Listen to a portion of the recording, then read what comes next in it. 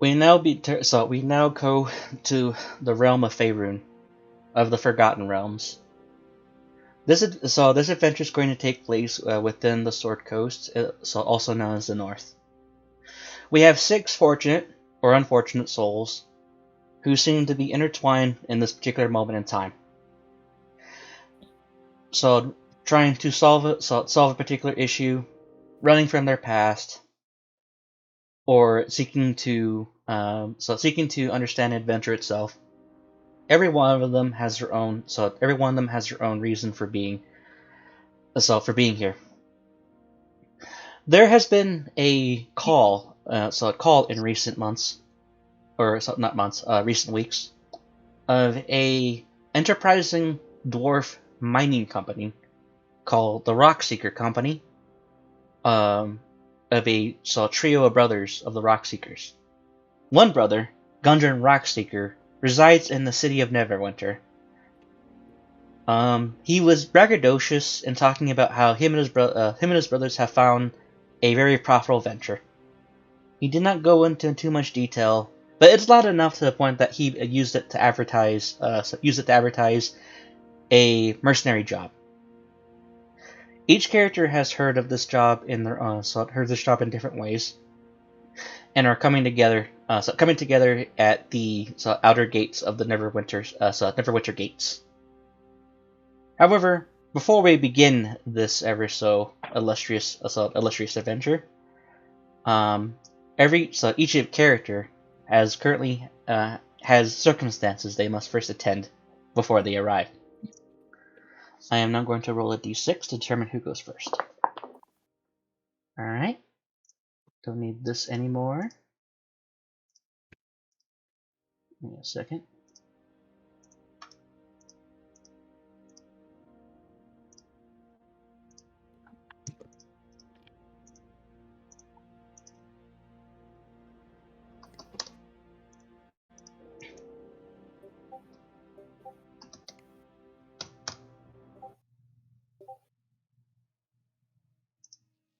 Let me just get this slightly louder.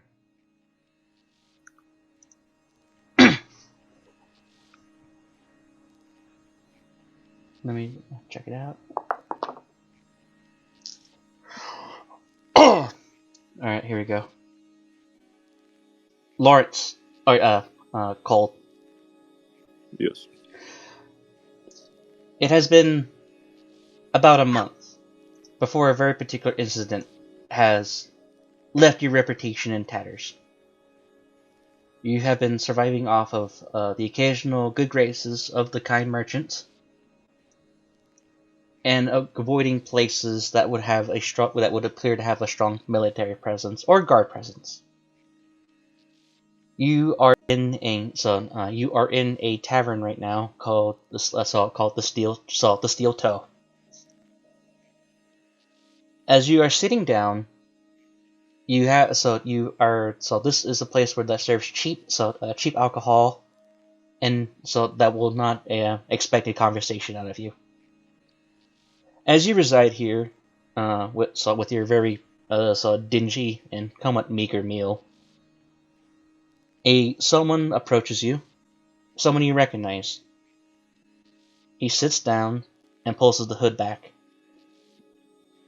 So his name is Analis, a half-elf. As he looks at you, and then he goes, "How you been?" Shit. So, that bad, huh? Mm-hmm. I'm Wow. barely pulling off my put some new clothes on my back. Yeah. Sorry about that. I can only afford so much. It's no problem. I'll find a way eventually. Mm-hmm. Do you have an idea what you're going to be doing right now? Might pick up mercenary work. Pays good. Sounds about right. Still, I heard that Lord Neverember got the report of your unit, Is it serious that someone got their heart gouged out? Or is it true? A lot happened. I wouldn't be able to remember all the details, but I would not doubt something like that happened. Hmm. I have been asking around, and like a lot of people don't really know or they don't want to talk about it. Well, I don't really know if I could offer much. Analyst takes out takes out a bag and he slides it over to you. I will now roll.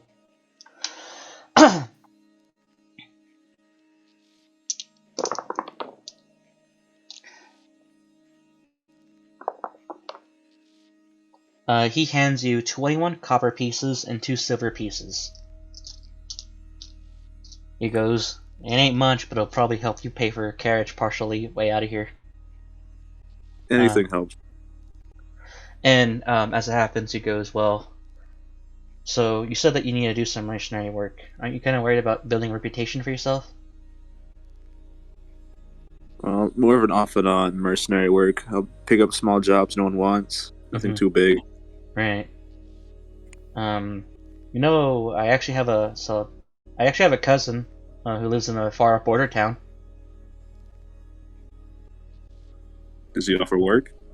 Not him, but I have been hearing that there has been someone from the Groxseeker company seeking mercs to guard a caravan, and this town called Phandelver. It's only been settled like 5 years ago. How far is it? So far enough. About a little over 100 miles away from here.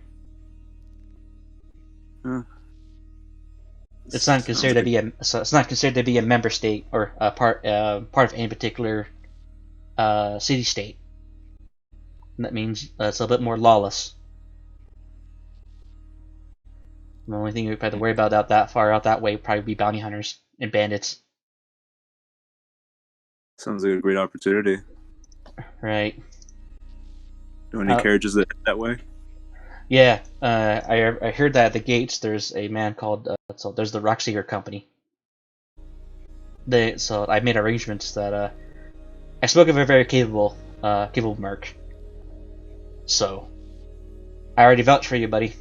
This is as far as I go. I can't be if I get seen with you, I might get absorbed in all this, but I'll keep my ear to the ground, and I'll find you. Good. So I find you. If I see you again, I'll repay you for all your hopefulness. So, well, we survived hell together, so I figure I should only do it as much. Good luck. As he stands up and he pats your shoulder, and when he does so, underneath it there is a slip of paper giving you directions to the specific part of the city gates.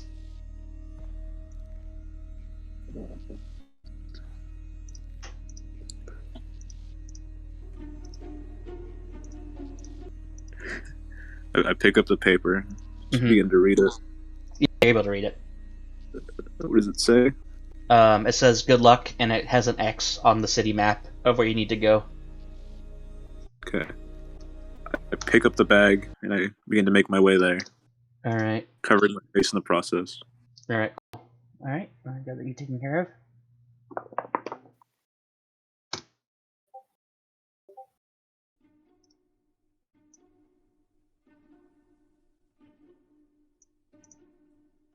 Aster. Alright. Aster, you currently reside in a ever so small dive, it's a bar, in a town called Daggerford. At Daggerford, there's plenty of traveling going along. Every citizen's trained how to use a weapon, so you feel adequately safe. If any city-state had an open carry law, Daggerford would be the face of it.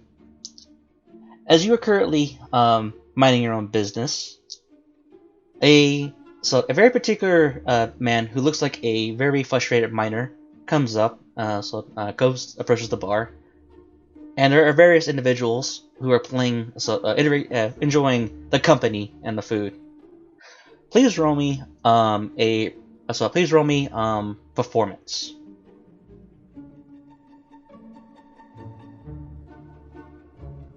1 second. In the bot, please. He's doing it.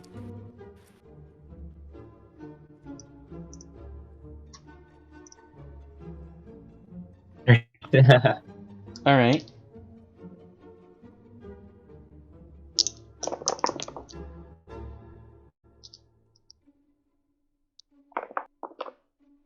Wow, man. Tough tippers. Despite your ever so elaborate music and talent, the people at Daggerford are in a very gracious mood. You only get 31 copper pieces. As you are currently playing your music, you hear a very peculiar, you hear a very peculiar conversation. In between playing your notes, you're able to make out the majority of the conversation. The dwarf, a dwarf and a gnome are happily conversing, and drinking a lot of beer. I heard them rock seekers are often trying to figure something out. Said they found something big. I don't believe them. Hogwash. So they're always trying to say that they found something big. The last thing they found that was pretty big was a nugget of gold. So prospecting. They don't really know how to operate without the Lord's Alliance. That's what they get. I don't know, man. It seems pretty cool to me. I used to have a couple of relatives out that way. I can change my family lineage that way. Family, they call it. Supposedly there's this great old forge once upon a time. I don't even know if it's true or not, but hey, might be worth it. So, but don't expect me to go there. No, sorry. Aster, what do you do? Alright, I guess, I'll, play, a bit of the song until I find a nice ending point, and then after I stop, I, would head off to the sage and... I don't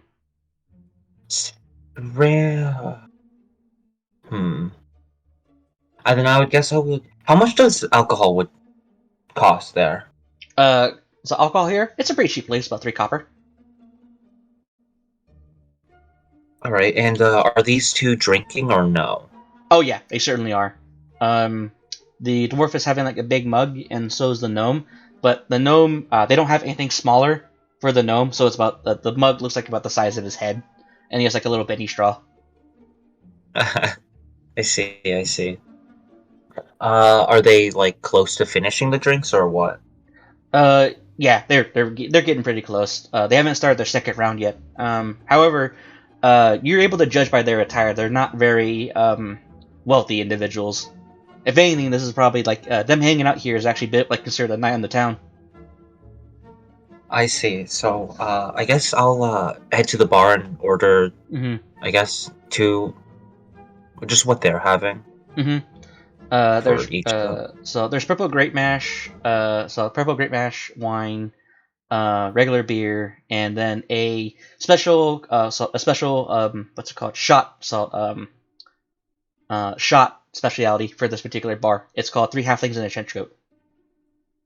I see. Alright. I guess with those in hand, I'll head over to the table and just like sit down and just like, hey, so I overheard you guys talking about something. I am very interested in stories. Do you want to share with me? And I can share you some of mine. They go. So he looks up and down at you, and he kind of goes, "You're not here to play us, are you?" I said, "Are you?" And I don't know what you would mean by that. In mention of your he looks up and down disposition. I don't mind him.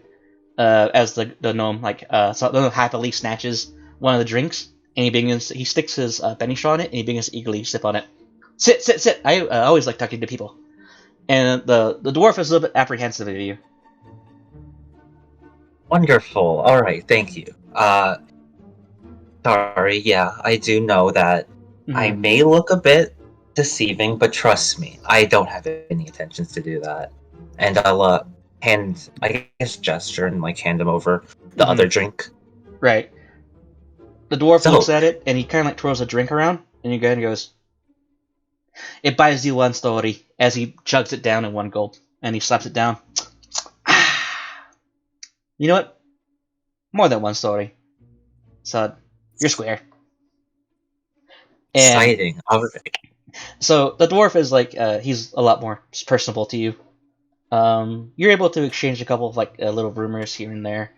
About 10 minutes passed, and by now, like the halfling, he's getting like a little bit tipsy, while the dwarf is still holding his own. But he knows like his friend can't really handle his drink, so he's going to cut himself off. However, the gnome kind of looks like, so yeah, that's why you don't ever feed griffins. So traveling circuses, man, animals always run amok. The heads up. Mm-hmm. So they haven't really mentioned anything about the mines yet, right? Not yet. However, now that you recall what piqued your interest, it's now you can now bring it up, and it won't come off as strange or awkward. I see. All right. So, I heard about this mine that's happened somewhere up north. Mm-hmm. Got any idea what that's about? Oh, yeah. So you chasing off ghost stories, are you? So hush, hush, hush, hush, hush, hush. So hush, hush, hush, hush, hush, hush, hush, hush, hush, hush. And the gnome begins to fall asleep, and you see the dwarf like flick him on the back of his head. All right. What were we talking about? And he kind of goes, Phandelver. Oh, Phandelver. What do you want to know? Well, you guys were. Well, I mean, why do you say it's a ghost story? Oh, there was like this thing once upon a time where a bunch of dwarves and gnomes worked together. They called themselves the Phandelver Pact. Supposedly, before Neverwinter was blasted by its volcanic eruption, so Phandelver experienced good trade, building things. They apparently had a special forge out that way. It was eventually destroyed in an orc warband attack, and I lost a dozen ancestors there. In that attack. You're from there? Oh no, my family lineage is from there. So you got no. Well.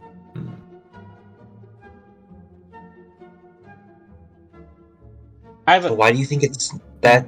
So why do you think it's not true then? And it's just. So how would you feel if a bunch of people with shovels and pickaxes were in your backyard, constantly uprooting things? Understandable. So, and the dwarf leans in forward. He kind of goes, "I think it's a rumor, just so they can have people come out that way." So, yeah, well, there was a forge that existed once. We just people just don't know what happened to it. Not even anyone from your family? No, everyone who was involved perished. But sorry to hear that. Yeah, so don't worry though. It was my great ancestors. So, however, Phandelver has been resettled about 5 years ago. Supposedly there was like this big, there's like this prospecting company, called the Rockseekers. They're meeting up in Neverwinter, I believe. Yeah, that's what the flyers say. The dwarf reaches behind his back and he pulls out a flyer. The expedition the travel to Neverwinter is going to happen in less than 2 weeks. And for you, Aster, you're able to calculate in your head that if you were to hop on a carriage now, you can make it just barely there with like a day to spare. I see, okay. 2 weeks, you say? Wow. Yes. Well, what are you boys gonna do for the rest of the night? Probably stay out here, eat a little bit more. We finally got paid. Digging out a couple of trenches for one of the local farmers. So easy work until we can find something good for the mining season. I see. Just curious. I mean, you seem like good people. Well, thank you. The gnome stands up as he waddles. See. Well, I guess I shall. I have stuff I need to attend to. Mm-hmm. So I guess I'll see you later then. They both like wave you off. So nice guy, isn't he? The dwarf goes, yeah. After talking about it, I feel a little bit guilty. You should, as you close the door behind you, or close the inn's door behind you. Do I see any rides I can get to Neverwinter? Oh yeah, there's like plenty of carriages. This is like a stepping stone town. So you're able to like haggle your way. Please roll me persuasion because you're able to convince that you can play some pretty good road tunes instead of paying for the ride for a grain dealer or a grain trader. Mm-hmm. Okay.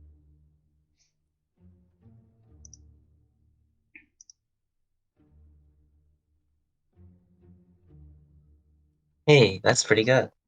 You play what was it called? You play Country Roads Neverwinter Edition.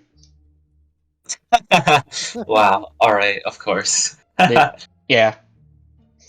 And you ever do this? So you do ever do like this relatively safe journey because it's part of like a wagon train, so there's at least like capable warriors guarding, guarding the shipment. All right, I'm gonna now roll for the next person. Oh, before we transition to the next scene, does Aster say or do anything while he's on his next big search of inspiration?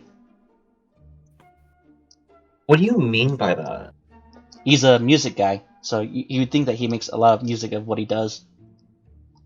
Of what he you follow rumors of the wind. What exactly is like how your character like feeling about researching this particular rumor? I mean, they're definitely feeling excited. Okay. Because it's not every day that you just find like a huge rumor just plop down right in front of you and get the opportunity to go and chase it. All right. That's what invigorates you to play your music even better. And the fucking driver is gonna go, so country road, take me home, as like the volume begins to fade out as you ride down the road. All right, rolling for the next person. Okay, interesting.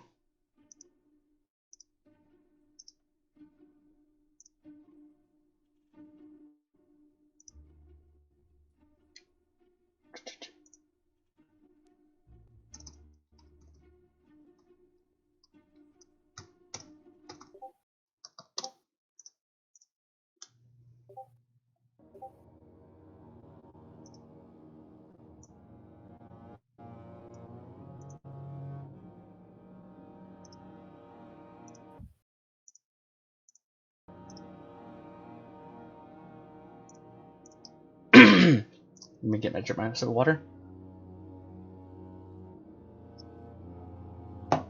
Venari. Yes. You are in this old dwarf fortress. It is called Mirabar. It is very accommodating towards humans. It's a human and dwarf aligned city-state. It is here you have been posted last. You are currently residing in an alleyway deep underground. Ever so eager soldiers, armor clanking pass on by. However, due to this particular alley, there's like this etched-in opening that leads into a garden of sorts, with a single pool of water. It's almost as if this was once a very homely place. It still is, but it doesn't feel as robbed as you are. As you are residing here, you hear echoes within the alley. As a man with a plague doctor's mask and a cowl, but wearing typical like adventuring mercenary gear, approaches. You're early. It's better early than late. Well, and so as he walks up to you, he sits down and he takes out like a bag. I'm now rolling.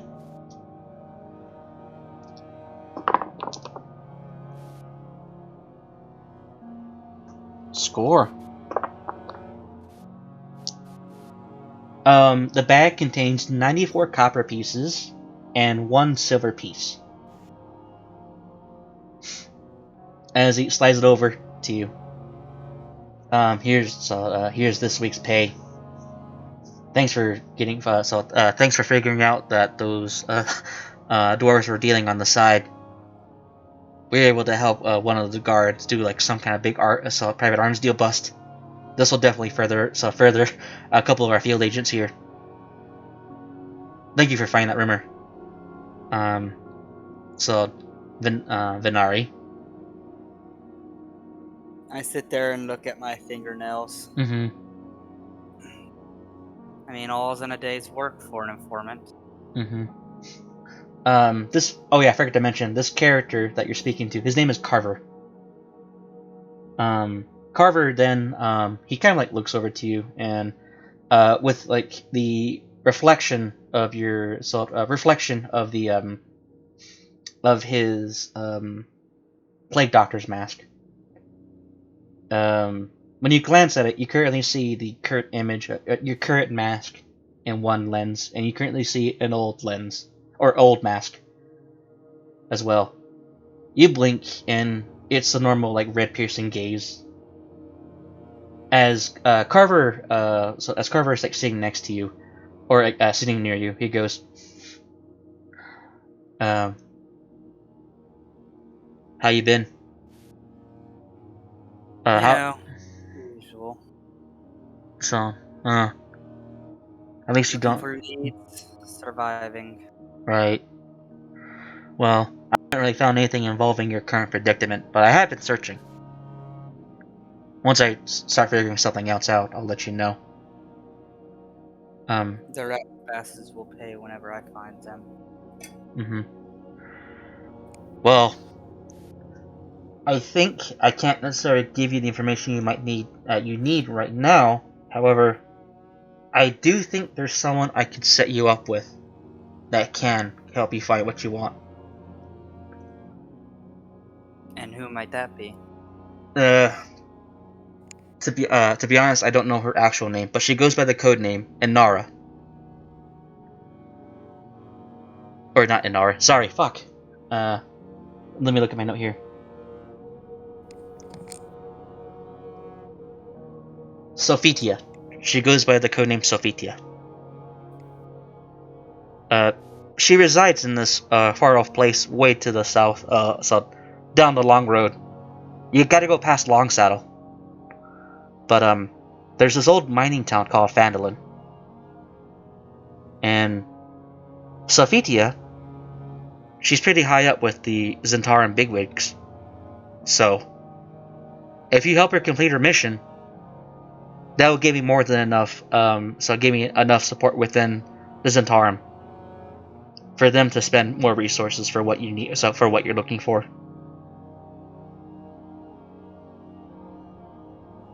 And plus, of course, more pull. Yes, certainly. I was able to make a couple of deals. There's a boat, going down River Marar. It's the quickest way to get there. And an agent in Neverwinter told me that there is a carriage heading out that way.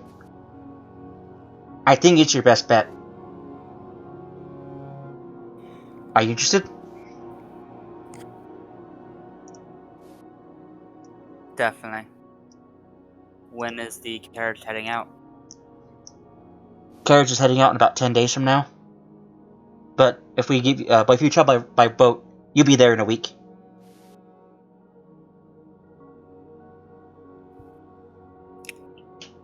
Alright. I guess boat it is then. Mm-hmm. Before Benari begins to leave, Carver stands up and he goes. So he goes. I'm grateful that you're able to. So you're able to help me so far. It's only so much I could do, but I gotta stay here. Good luck, Benari. Thank you. But luck is for those who need it. You're certainly a lady who carves her own luck. As he gives you a slight wave as he doesn't turn to you as he walks down the alley. All right. So, as you as you kind of carefully caress your fingers through the water. Whenever every particular ripple, there's different masks you had throughout your life. And then once all of them completely fades, the current mask is the one that you currently hold deepest and the most passion for. You enjoy it until you shift to your current mask, one of vengeance. As you leave the alleyway, you walk down the street as everyone around you is none the wiser of who you are.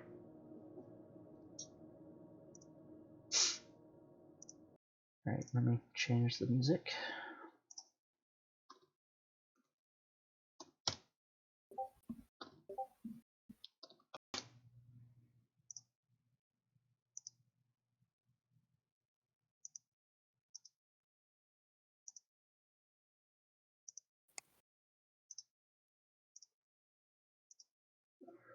Alright, let me roll to see who's next.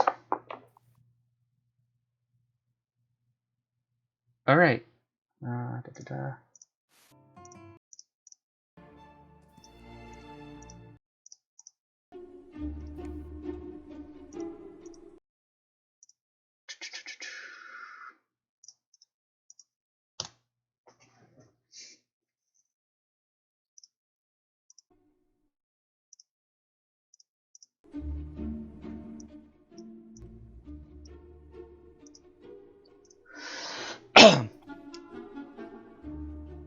A cow moos as it begins to be startled by a very loud explosion that occurs in an ever so isolated mansion. The Ivy Mansion, as the locals prefer to call it. So several ranchers, they're very ambivalent as the animals are spooked, or neutral. As a window is immediately shoved open as there is ever smoke spewing out. Pavel, you are currently assisting a member who resides in this mansion, named Davian Harpel. He recently is currently experimenting a new blend of alchemist fire. However, it didn't go quite as planned, as the chemical compounds caused more of an acidic explosion. That did not go well. It certainly did not. As there's a big gust spell that's used to air the entire room. Books and pages are flying everywhere. As Davion looks at you. Yeah. Sorry about that. Ugh. Oh, goodness. Never should have added that ingredient. Mm-hmm. Remind me to never include fire stools. Fire stool mushrooms. I'll note it in the book. And as it happens, you open up your book. A piece of coal is kind of used as a paperweight as you gently cast it aside. Okay. You write in your notes, and as you finish making your notes, Gavin kind of takes a peek over your shoulder. He kind of goes, "Oh, that's good draconic. You've been practicing." I have. It's been difficult, but it's getting easier as I go along each day. Alright, that's certainly good to know. You two help each other out. Would Pavel be doing anything right now? Help with as you're with Davion? Oh, grabbing a broom. Mm-hmm. Okay. Sweep up the dust and smoke. As you do that, Davion like waves his hand and he casts like Mage Hand, and he also like he's like staying there, like he's not even like moving his arms, but as the broom's like moving in front of him, and he also holds like a dustpan for you. Sweet. He kind of goes, I've been hearing a couple of things so during at the dinner table. Did you really ask Grandpa Harple to help you find a piece of your coal? I did, and he was helpful in such regard, but he said he'd get back to me on some specifics. Hmm. What kind of specifics were you thinking? Hopefully directions, clues, anything of the sort. Ah. Okay. Maybe someone to meet with, get some info. So, well, Grandpa Harple does know some pretty strange people, and so he's the granddaddy of all. So that's a bit of an odd thing. Well, you have been only apprenticing for us for a couple of years now, so I'm pretty sure they at least begin to listen to you. I certainly hope so. I hope I didn't overstep any bounds. Oh, Davion like walks to the other side of a desk, and he takes out your apprentice allowance. Oh, okay. Let me get my sheet. You get 1 silver piece and 46 copper. 1 silver piece and 46 copper. Yep, there you go. All right. You're given your apprenticeship allowance. Awesome. He goes, oh, by the way, thanks for helping out with that little incident with the mimic. My air quote garbage disposal mimic didn't exactly go as planned, so I was able to convince him to give you a silver piece this time. Awesome. So, but anyways, I really appreciate the help. Anything for the Harples. Yeah. You've been kind to me through the years. So, not a lot of people say that considering the constant failed experimentation, but we live and learn. So, fail again, and once you failed, once you did some failing, you fail some more. That's just the Harple way. Gotta respect the tenacity. Yeah, tenacity. And then from there, like as you two are talking, one of like the doors opens up, and you hear like very loud like clicking of boots, and inside one of the what's it called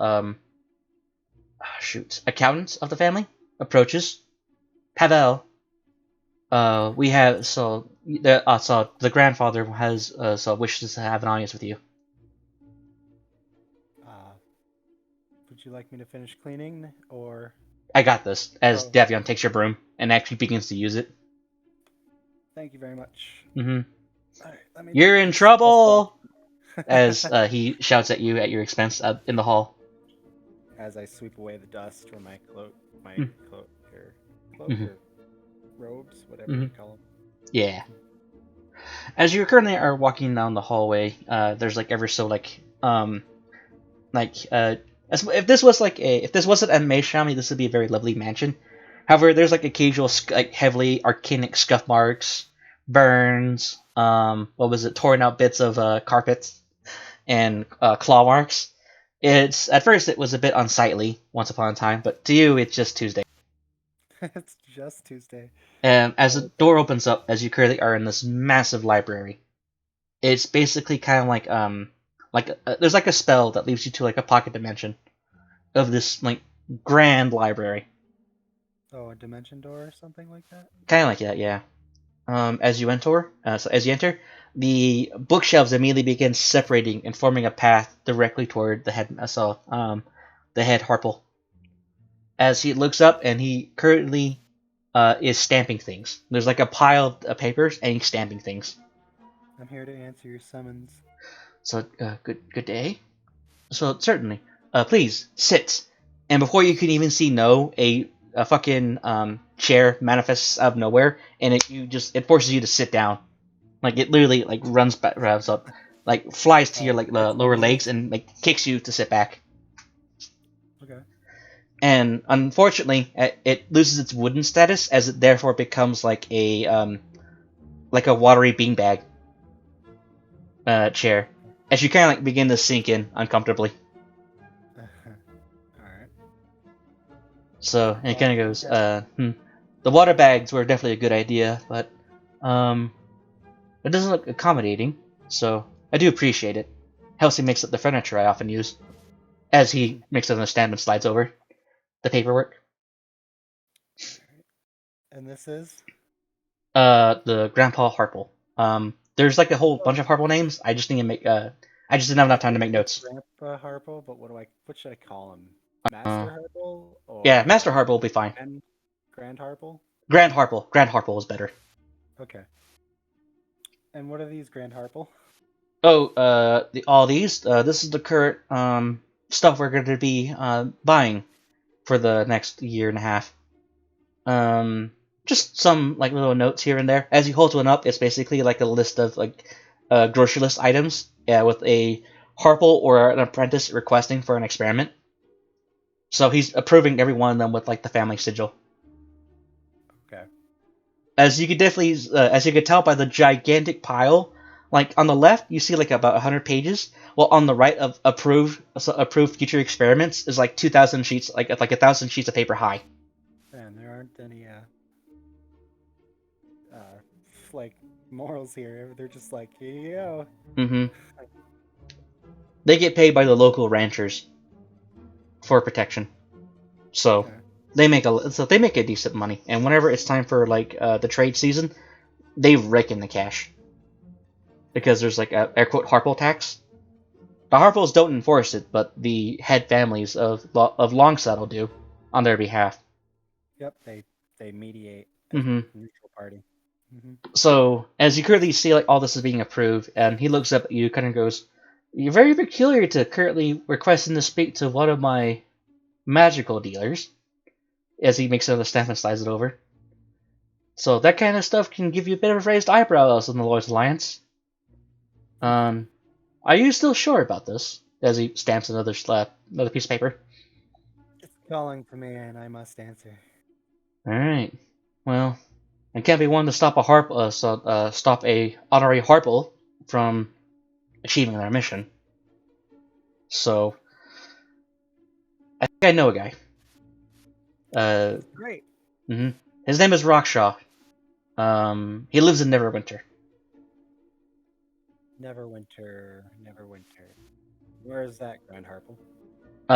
You must go north to Mirabar, ride a boat, and then from there, go head south alongside the coast.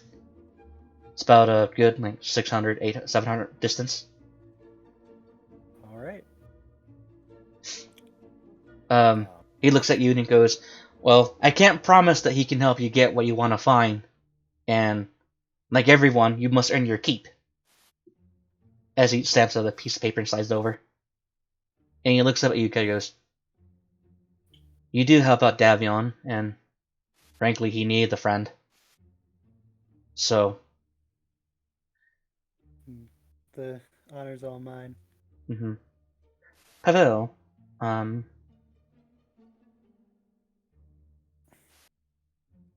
So I read the paper.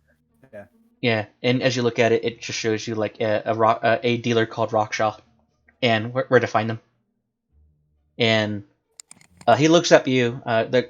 So Grand Harple stops stamping, and he looks at you, and he goes,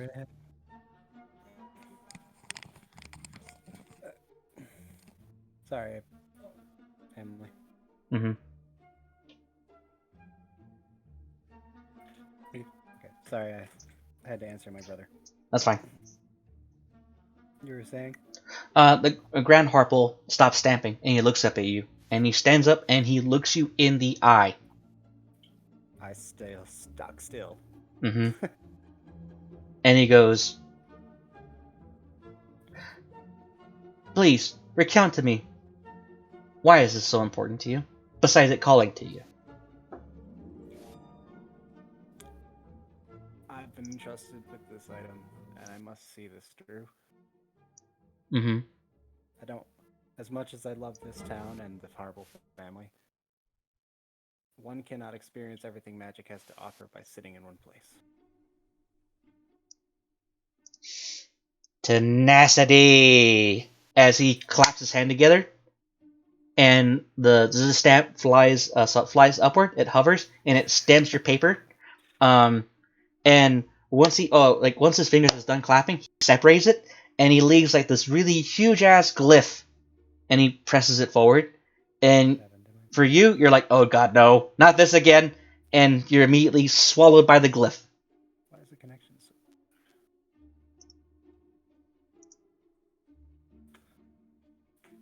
Are you there? Are you there now? Oh my god. Hello? What happened? Oh, the head Harpo, he smiles at you and he goes, tenacity. He claps his hand together, and you currently see the stamp hover up, and it stamps your paper. And he opens up his palms, and a huge glyph. Millisecond? What the hell? Oh. Oh my goodness. Oh, there we go.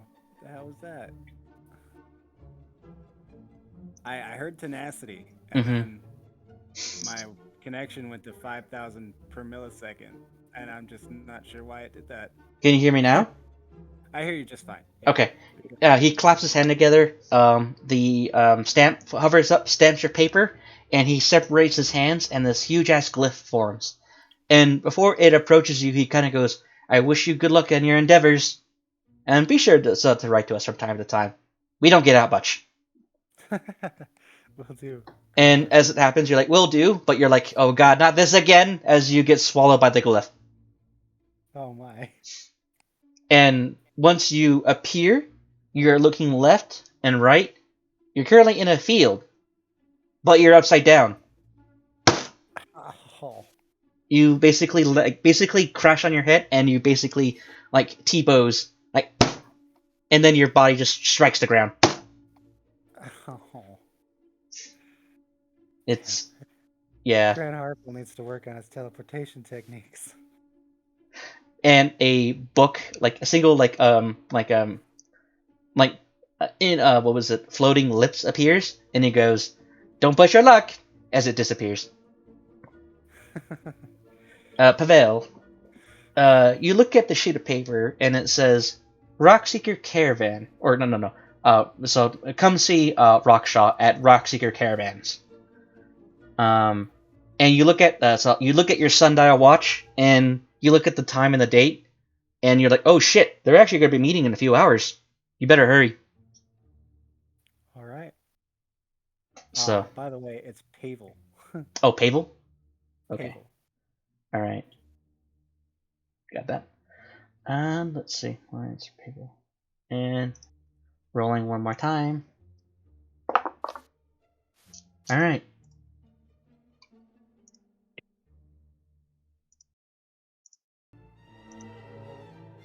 What are we rolling for? Oh, next person? Yeah, next person. I think we went through everybody else but one. Two actually. We still gotta do Ignis and Pride. Oh.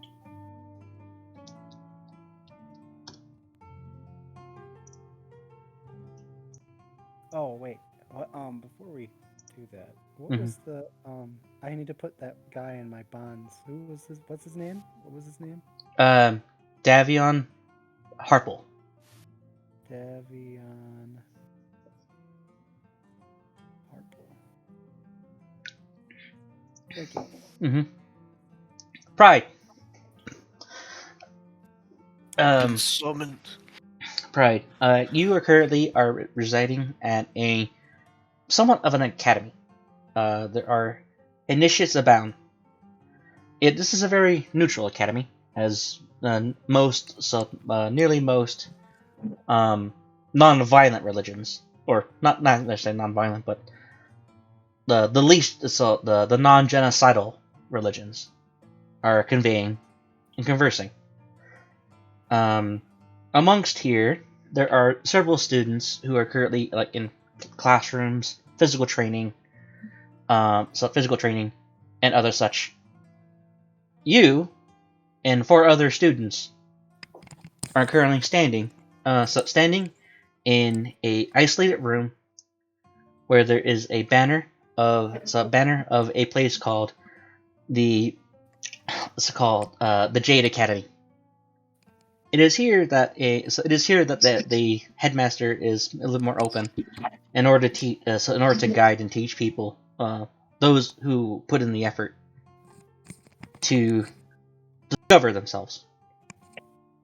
And now, after several months of training, or several years, you have been you and these 4 others are considered to be graduating to the next tier of initiative, or as initiates. There's a bit of a congratulations ceremony as a couple of the trainers and academics are showing respect and honor to each of you. You're the second to last one as you approach. An elf woman nods to you, and then she goes, "Thank you for staying with us for all these years. You have been quite bright in your desire for what you seek. Sounds like to be a great and noble one. You're now a red initiate." And as she says that, she hands you like a sash. Wear it with pride, and for whatever you do, bring honor to yourself, and bring what you believe is right. She's holding it out to you for you to accept. Okay. She nods to you as each of you are respected on your own, and you are given your red initiate equipment. And inside one of them is a small little sack where it contains 28 copper pieces and 2 silver pieces. It is your red. It's your red initiate. Allowance. Several hours passed as a nice festive dinner is about. An initiate, named Corvin, is sitting opposite to you as you're given the last feast you're expected to have at the Jade Academy. As he's eating, he looks up at you, but going, "Finally, huh? 5 years." Indeed. So, how you been? You're looking pretty excited. Probably the most excited of all of it, eager than all of us to leave the academy. Yes, I am quite excited to finally leave this place. Anything you're gonna do? Seek out whatever lay before me. Corvin, he takes a sip of his drink, and he goes, "So it's a bit strange that the Jade Academy kind of expects us to, bring something back to help the academy. You have any idea what you're gonna bring back?" I'll bring back what they rightfully deserve.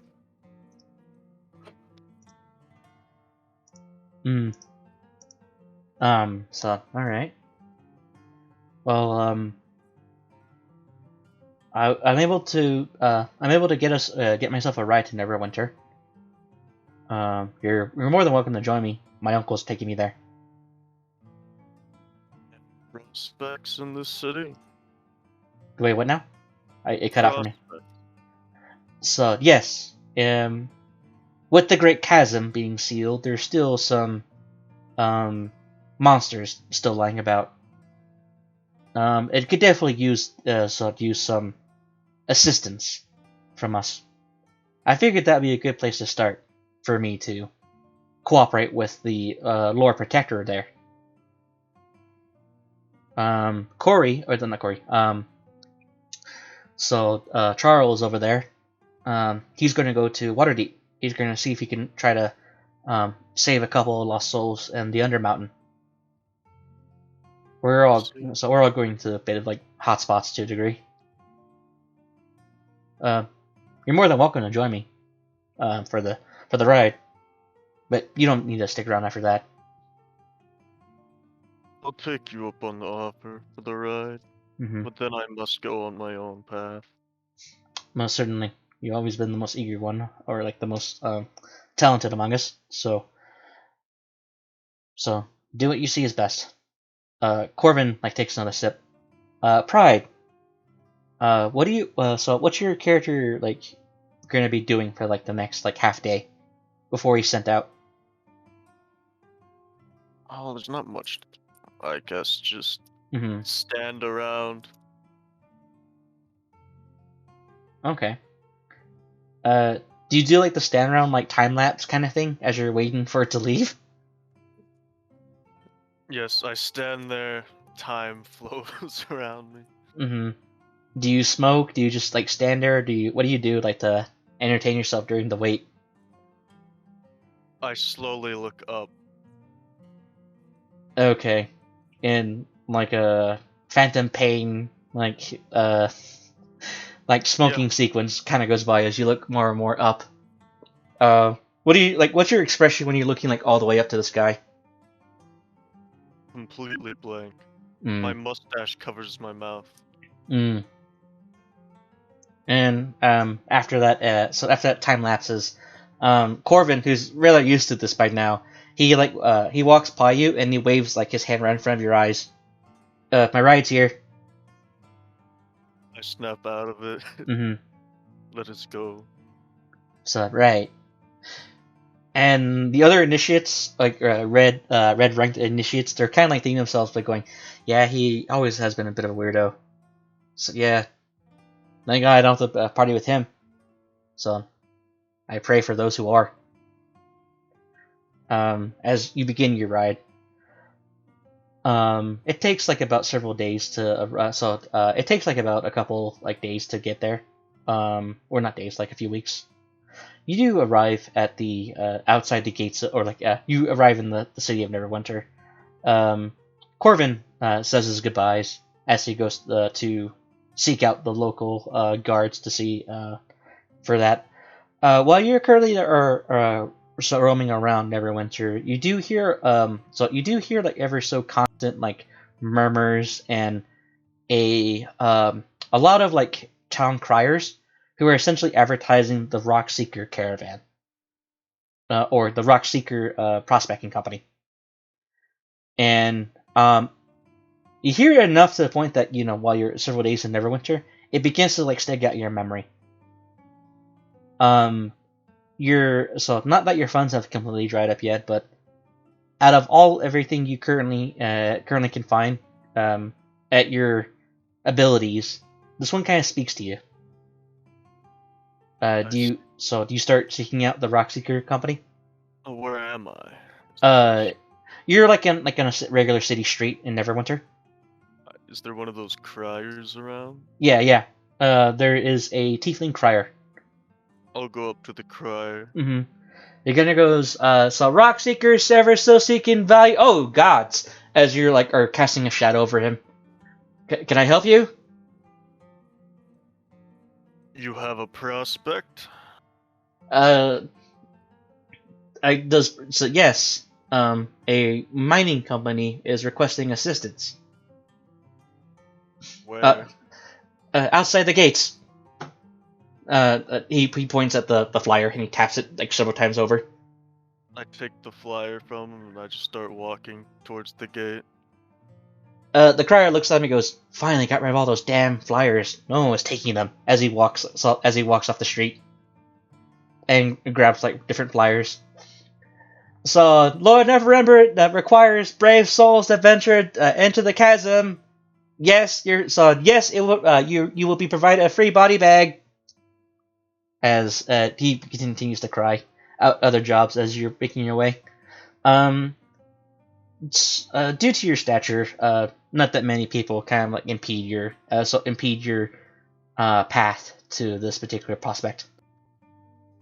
Before we transition to the next scene, does Pride do anything along the way? I don't think there's anything that he needs to do now. All right. Okay. I'm now going to be transitioning to the next scene.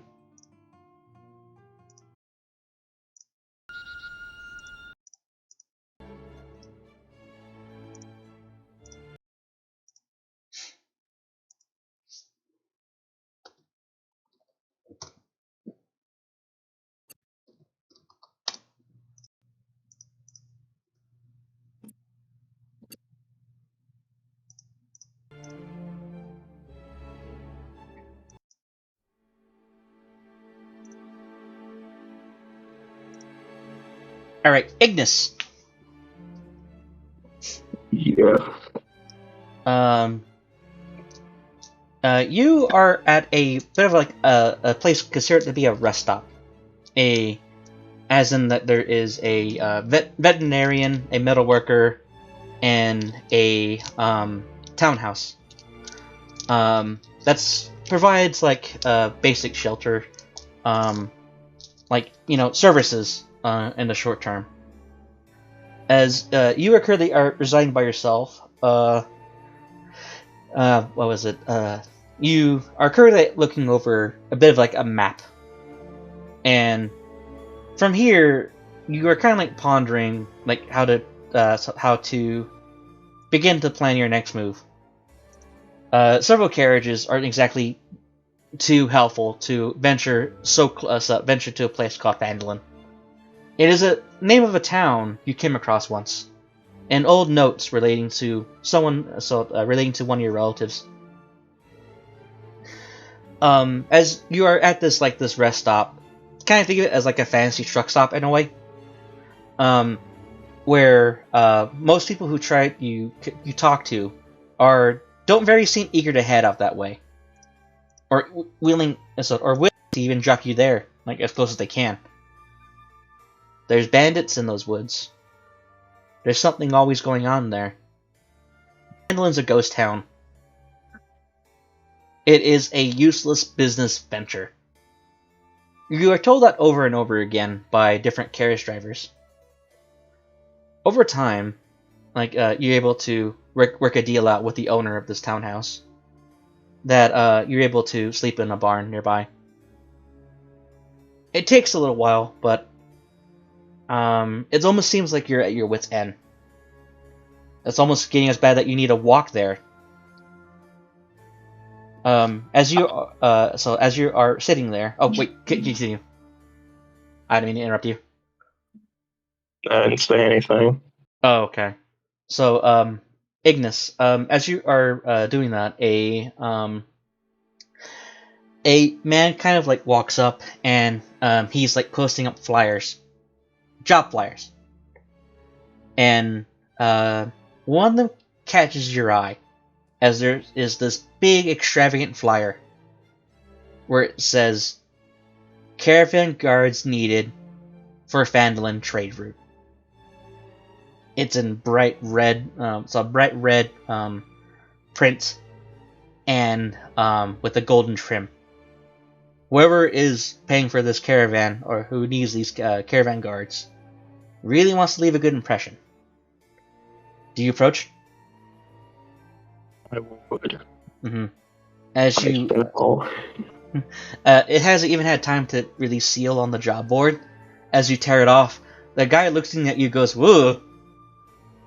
So sorry, I would have just handed it to you had you asked. As the townhouse employee kind of like looks at you. It is a young shifter.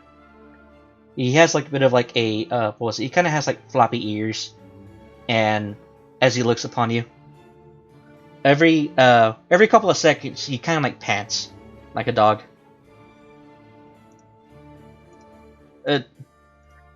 So You're a bit interested in that flyer, ain't you? Indeed, I am.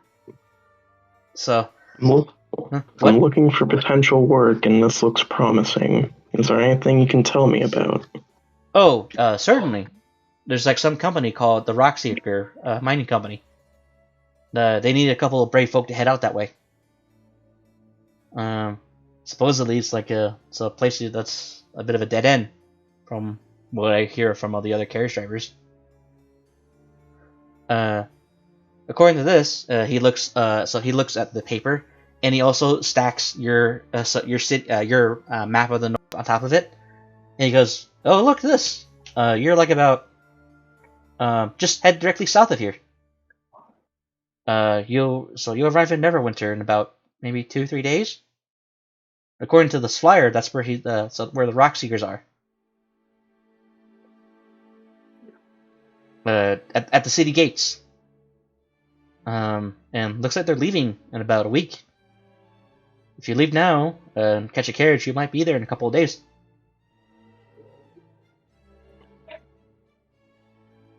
See. What was it? My name is Pebble, by the way. Shake his hand and say my name as well. Pleasure to meet you, Ignis. But yeah, it looks like your best bet's Neverwinter.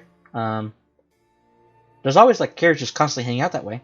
You'll be able to have someone help you out. Ignis.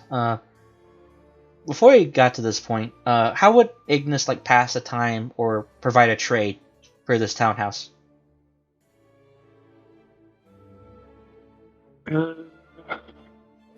Well, if he needed to do something for them, I guess he could just do manual labor. Like, just, I don't know, help around the house or something. But if he's just passing time, usually, like, playing some sort of little game is what he'd do.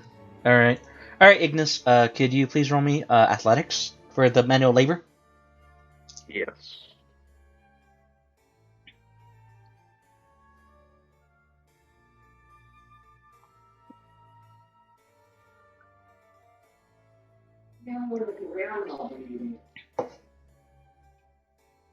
Roll the dice on this thing. Exclamation point R space D20 plus modifiers.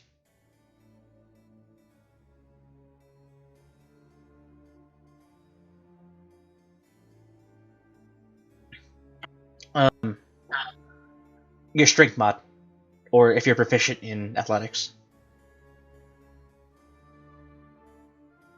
So it would look like this.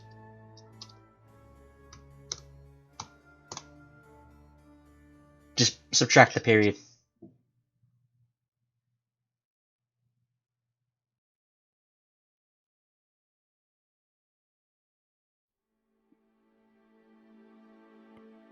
No, you don't have to type modifiers. It's just D20 plus 3.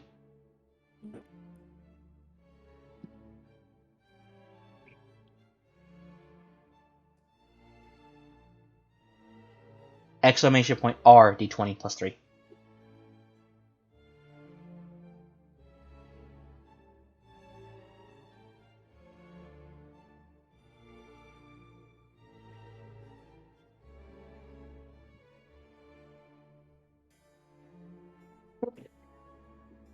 Oh, the D doesn't. The D needs to be under lowercase.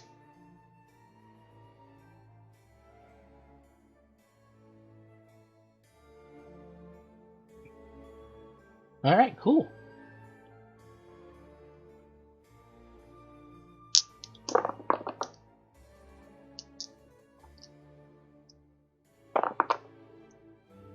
For your help, you receive 85 copper pieces and 1 silver piece. Nice. You're able to stick around long enough, and a carriage is able to take you to. That will allow you to hitchhike to Neverwinter. After about half a day of asking and searching, you're on your way to Neverwinter.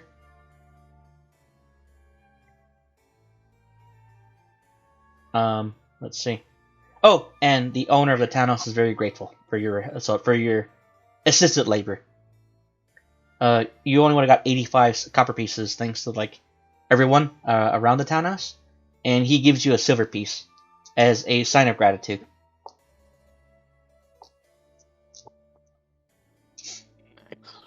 All right. Do you wish to do anything before you go, or do you wish to head strictly, or we can transition to Neverwinter?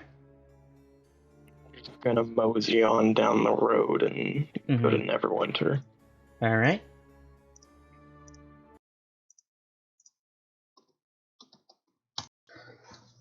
Okay. Before we go to the next scene, I am going to enact a. Let me look at my phone here. A 5-minute restroom break. Be back soon, guys. Yeah, 5-minute restroom break, and then we'll get started the next scene.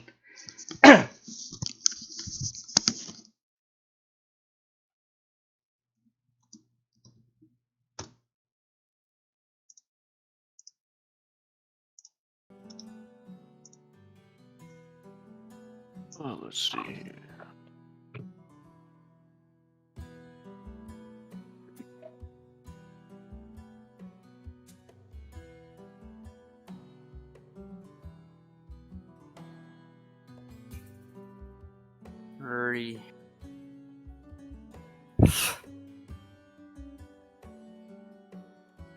Yeah. Is there a song playing in Fredbot right now? I don't think so. It could be set to where only the server owners do it. It's it might be glitched out. Let's see if this works. No, it just didn't play anything.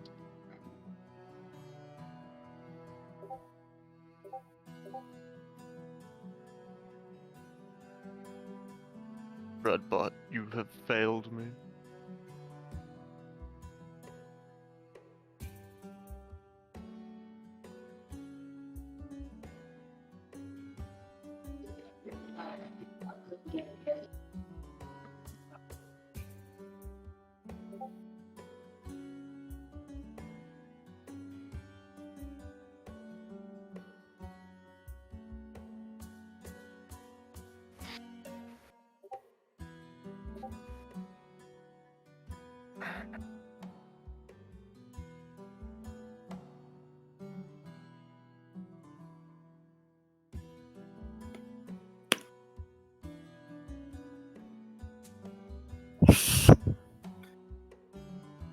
Maybe it's still looping.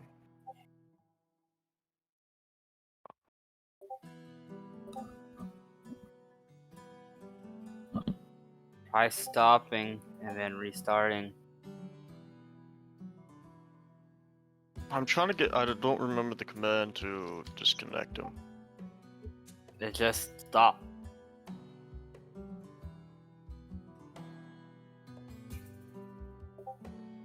Well, I guess that does work. I don't know that disconnected him.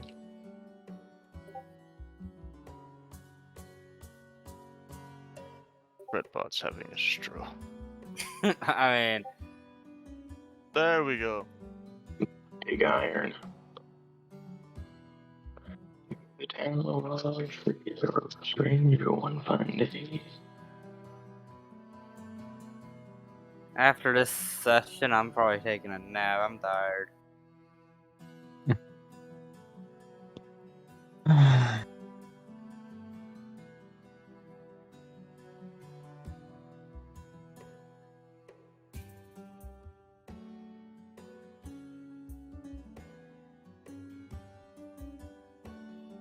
you guys like Fallout or something? What? Fallout. I mean, I've only ever really played and beat 4. I played a lot of New Vegas, so I know quite a few of these old songs.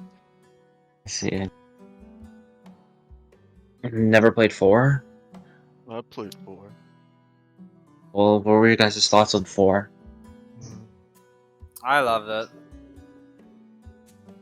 I'll probably play 4 again once I get a better PC. Cause I like modding my games to oblivion. Who don't? Like, come on. I already have Skyrim VR and I've modded it. If you have less than 300 mods, are you really playing the game? I know, right? Dude, I never mod Skyrim. I did, but then it could not run. So then I only played vanilla, and then I stopped. Right now, like, thousands of mods are just never gonna get updated for Skyrim because Bethesda's greedy. Oh yeah, what was it, like the new fucking edition? Yeah, I still haven't updated my Skyrim. I updated my console version because, you know, why not? Don't you guys I have just not love updated my PC? I just launched it through Vortex, so I don't have to worry about it. Alright, I'm back now. Let's see. Let me get my next transition set up.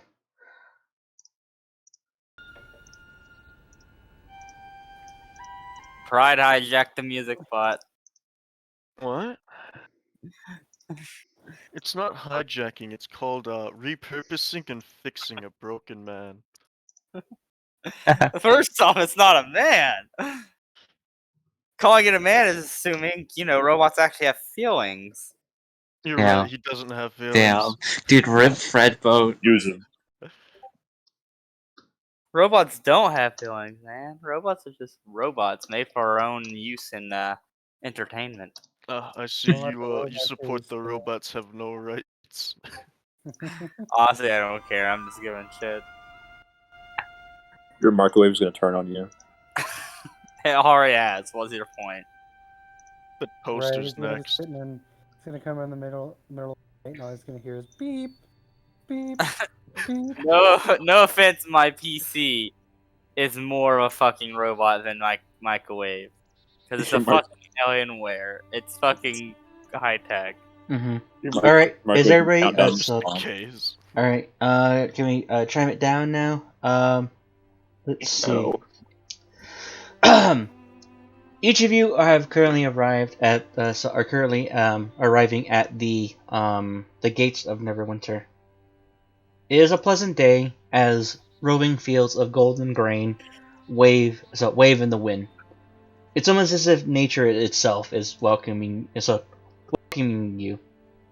to Neverwinter. There's a bustle of various different carriages, farmers, and very well maintained guards. Civil protection. Everyone is in a pleasant mood, as each of you are currently making your way past through the crowds as you stand outside the gates of Neverwinter. Spaced out between you, ever so spaced out amongst yourselves. Each of you, each of you seem to be converging at a very particular homely stable. We'll go up the list. Sparrow, could you please describe your character?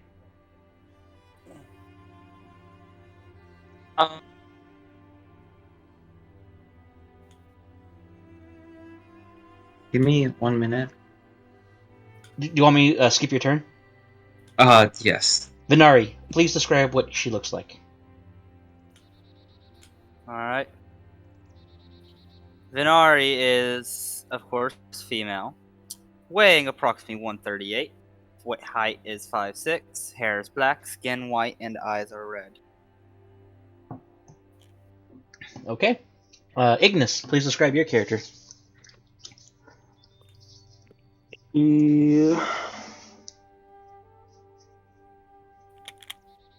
is a brass half dragon. His scales glisten in sunlight. He's about 5'10", and he has 2 great horns atop his head. Okay. Pride. Is that good, or should I do more? No, that's perfectly fine. You don't have to go in elaborate detail. Okay, cool. Alright, Pride, please describe your character. You see a large, heavily armored individual towering over most people, with orange hair, eyes, and a nice orange stash. Hmm. Pavel.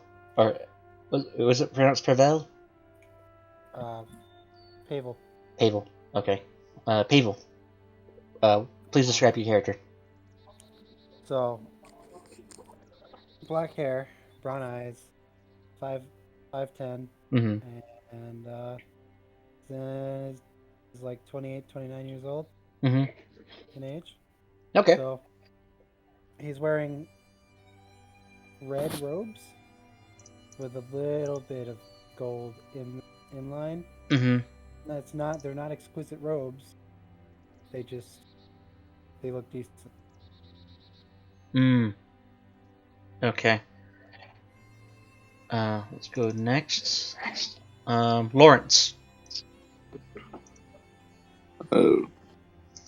You see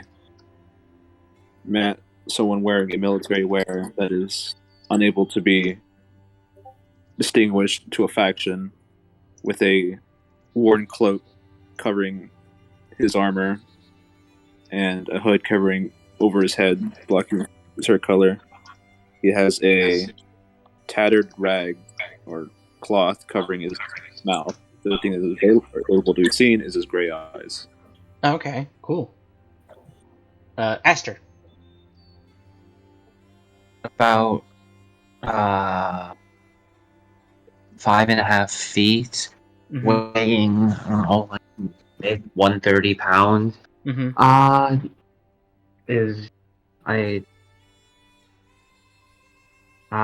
is male Mm-hmm. with green eyes, palish purple skin, Mm-hmm. and has semi-short black hair with large, medium-sized, Mm-hmm. sharp-angled horns.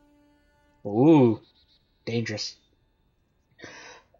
You 6 individuals congregate here at the as you currently look at the stable, but barely doesn't even really have a sign. All it really is that someone took like an axe and they carved in the word Rock Seeker Rock Seeker Mining Co. And it looks like they're using this stable as like kind of like an office in some way. And it looks like you are the only people who have responded to the call of caravan guards. It looks like your employer is not here, and you're able to reasonably look at those of you who were able to check the time before leaving Neverwinter itself. It would appear that your employer is going to be at least about 5 to 10 minutes behind schedule. So you may converse yourselves for a few minutes. Wait, So we're all so in the same place together. Just we all. Yeah, Kinda all of you headed are this kind of like way. congregated, waiting for your employers. All right. and I stay to who else is myself, with us? minding my own business. Wait, what? So Venari first, Aster next. Go to repeat what you said, Venari. I stand by myself and keep to my own business for the Uh, time being. All right, cool. Aster, what'd you say? Just just to make sure, who else is here? Everyone's here. All of you as players are here. Your NPCs have not arrived yet. I got you. And it's just us 6. Yes. And no one else came? No one else came. No one else decided to take the job because from what you're able to deduce is that people think Phandelver is a lost cause. It's not Gotcha. It's not really worth it to go head out in the sticks just to help out some kind of hick-ass mining town. You know, kind of thought there'd be more people around. I thought we'd actually have a building.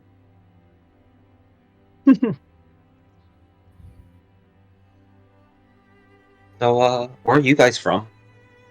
Because I guess we're going to be working with each other in the near future.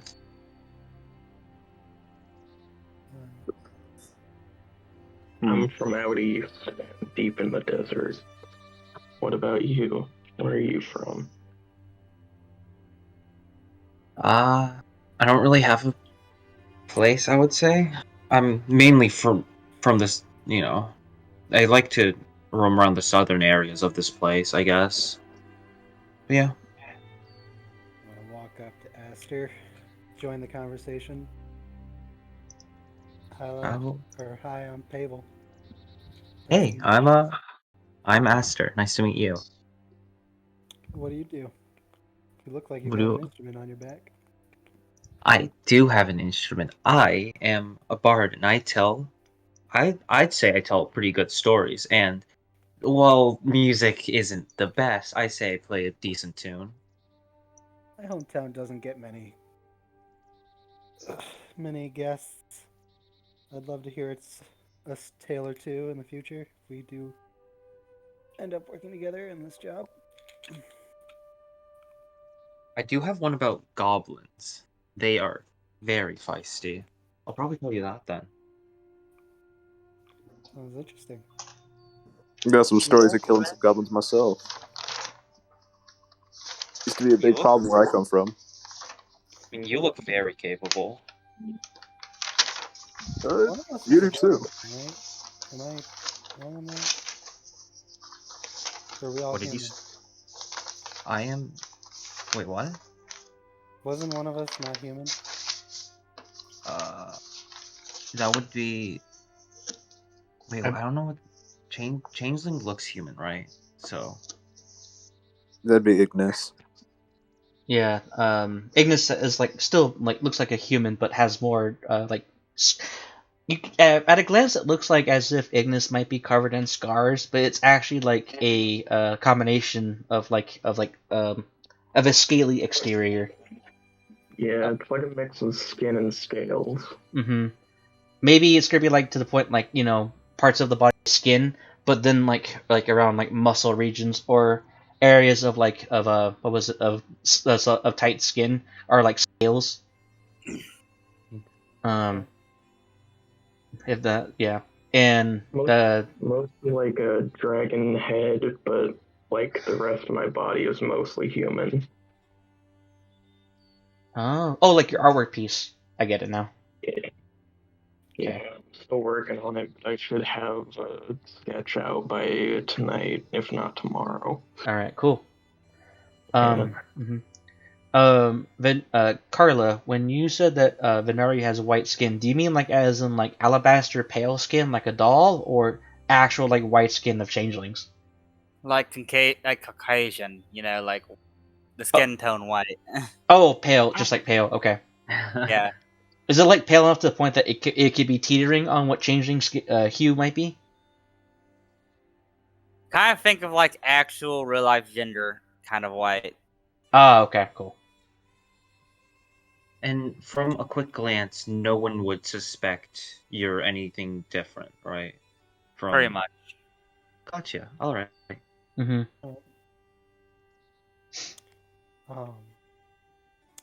And so Lawrence was in the group with me and Ignis, so... Oh yeah, you're all here.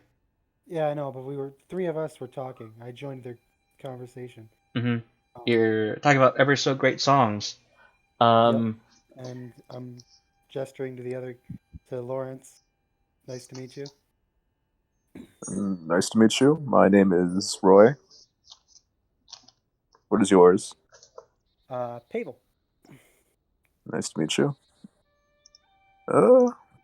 You with the scales? What's your name? My name is Ignis. Nice to meet you. Likewise. Big hulking fellow over there with the nice mustache. What's your name? Give me a second. Someone's in my space.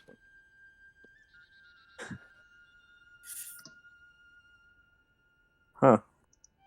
Well, why do we all get to know each other if we're working together? It's like we've only got one woman in the... Yeah. Woman. I mean... what is your name? You may call me Venari. You as woman, far as any tell other me your information, I will not give you what is anything your else. name? For as far as I'm concerned, this will be a very temporary partnership. You do not need to True. know nothing else about me other than my name. Got it. Fair enough. Aren't you a ray of sunshine? You remind me of my mother. Oof.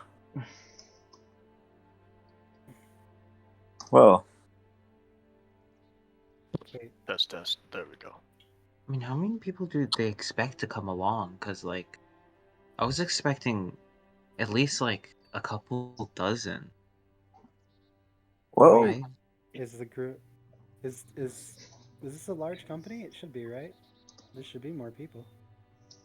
well, yeah. I guess there should be more people, but if this was a large company, shouldn't they have a building? It's true. It is just a stable.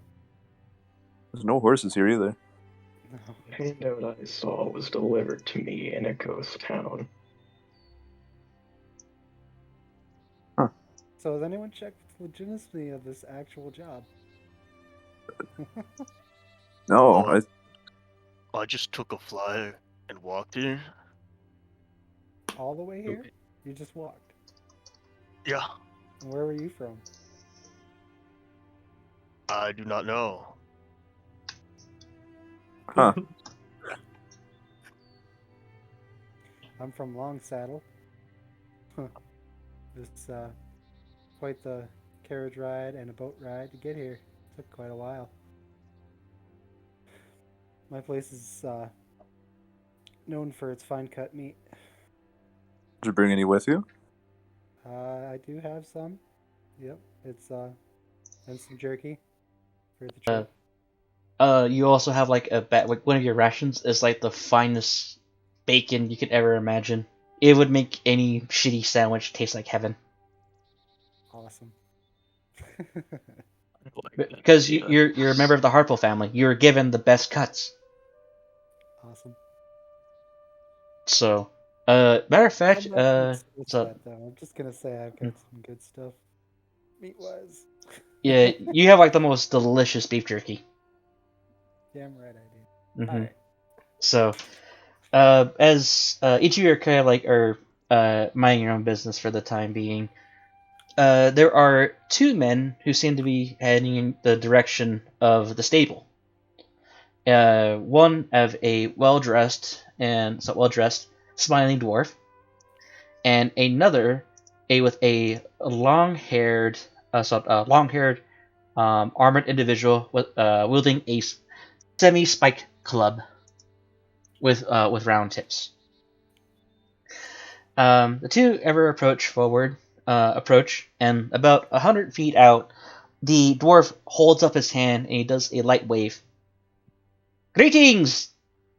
So thank you for. So, are you happen to be the folk who are answering the response to my desire of cabin guards? That would be us as I point to everyone else. Look They hold there. up the flyer. Mm-hmm. Not in approval. I just glare at him. Mm-hmm. Aster, Pry, what do you two do? Yeah, I I nod. I just look at him Mm-hmm. and hold the flyer slightly out. Mm-hmm. Now you're going to be holding the flyer upside down? So, that's okay. As it happens, they acknowledge your presence as both these men are having horses by their side, as there appears to be a third employee who is guiding the horses. And behind, you currently see this stuffed wagon, like nearly bursting at the seams with supplies of lanterns, basically like chock full of mining shit. And there are currently 2 oxen, and there is another employee driving the oxen. It's slowly making its way over to you, and the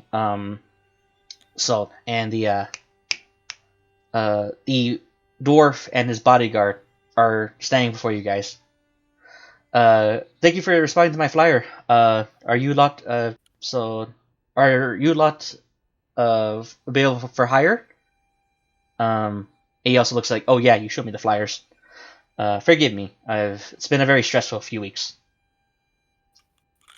My brothers, my brothers in Phandelver, have been having a little bit of difficulties. I'm just here to make sure that they receive a new amount of supplies. Thank you so much. He looks to each of you, goes, you seem like a very capable lot. So, Phandelver, this place is, so I'm currently prospecting in the region, and my brothers there are our current workforce. We do hire locals from time to time, but we have been making waves, as one would to say. That would explain the stable. Yeah, he looks over. It has been a difficult investment, but it's one worth having. He points his hand out in the direction of the carriage, or not carriage, the wagon, stuffed full of provisions. I hope to hire you, each of you, to guard this caravan, and to make sure it gets to Phandelver, with everything intact. The job is going to cost 10 gold pieces per person, and he walks up to you. He walks up to Lawrence. Do you wish to take the job? Yeah, I need whatever I can take right now. Mm-hmm. He takes your hand and he puts 2 gold coins in it. He closes your hand. He walks up to Pavel. Is that how you pronounce it again? Or Pavel. Pavel. Okay. It's good to me. Wow, I'm sorry. Yeah, the A is specifically pay. Full. Pavel. Pavel. Okay. Pavel. Okay. Pavel's being a panda. Got it. The dwarf walks up to you. He looks up to you. Do you wish to do the job? Gladly. He takes 2 gold coins, put it in your palm, does so, and he does this for every one of you. Please add 2 gold coins, and he goes, so this is the down payment, and you shall receive the rest of your payment upon your arrival at Phandelver. Hey, how long is the trip? How long is the trip? About 6 days. All right. Mm-hmm. It's a pretty short trip. So yeah. However, there have been alongside the Triboar Trail, there are instances of banditry and all that such. However, I cannot be with you for your trip to Phandelver. I must leave ahead of you. Because I received worrying news about one of my brothers. I wish to find them, so I wish to get to Phandelver as soon as possible. So to help my family. The oxen, he points toward them. The oxen are very capable and strong. However, they do need frequent breaks. Due to the fact that the cargo is a bit overstuffed.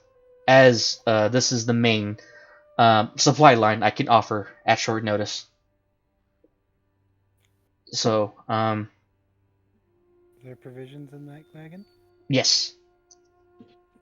Provisions for the next step of our mining sub are what we're going to be mining for in Phandelver.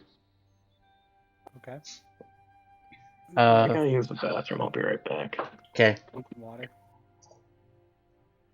Mm-hmm. So when we send them off? You'll be setting off tomorrow. I've currently the city guard is a lot more active during the day. They usually watch about close to maybe 10 to 20 miles for outside of Neverwinter. So they will further secure your safety for the first day of travel. Do we have to be around the city guard? Not quite. As long as you're like within their presence, you'll be fine. Hey. Oh. Do you know any good bars nearby? Any bars? Good one. Mm-hmm. There is what was it?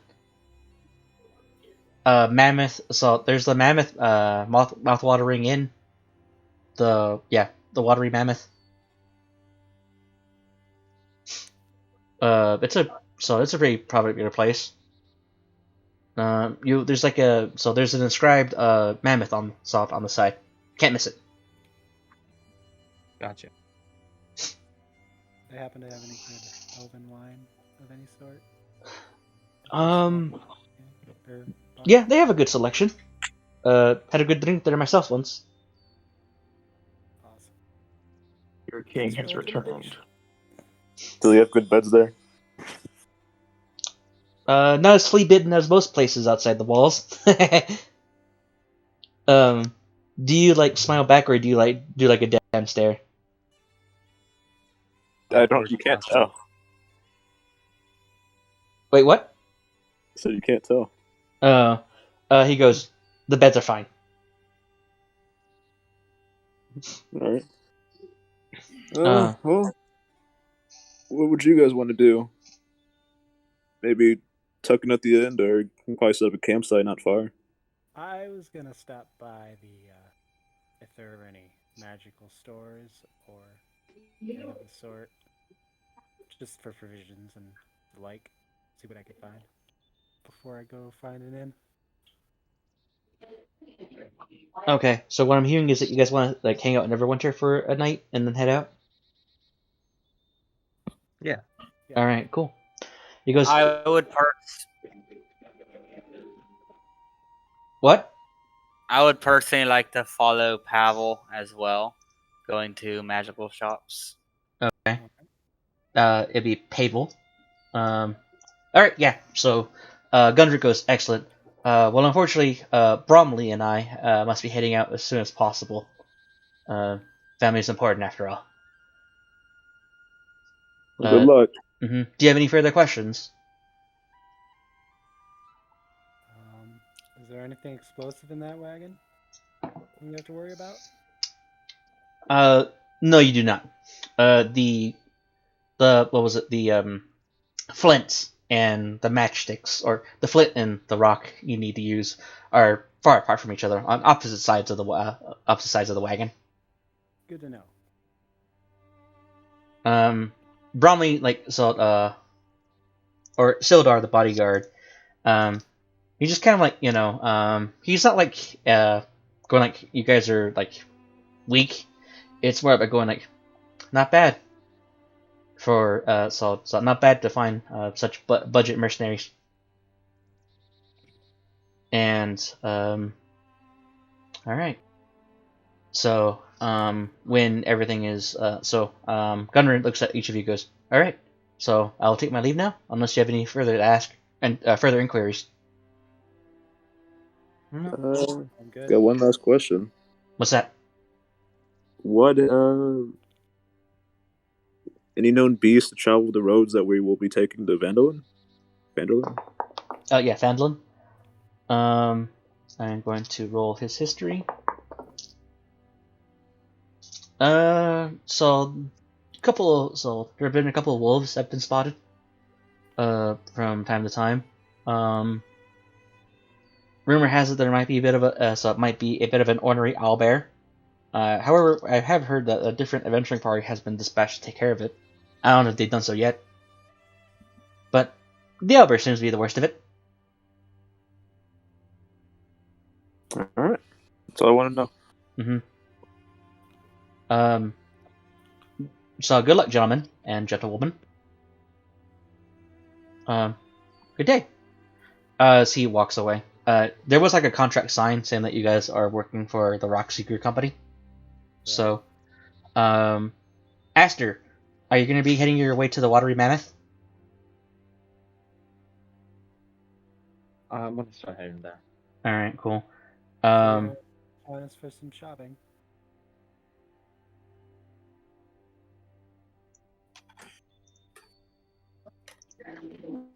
Doesn't know. Yeah, me and Pavel Pavel will probably go shopping. Pride would probably go to any place that sells plate armor. I would go with Pride. Okay. Alright, give me a second as I prepare something.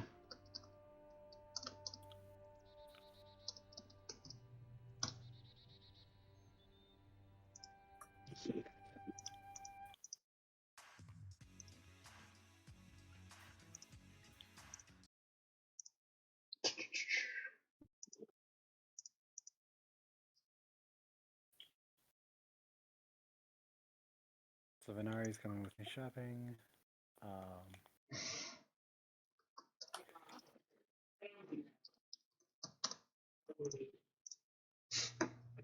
Alright.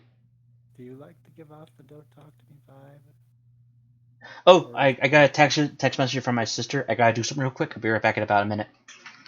Okay. We know what this means, obviously. Let's see here. Play.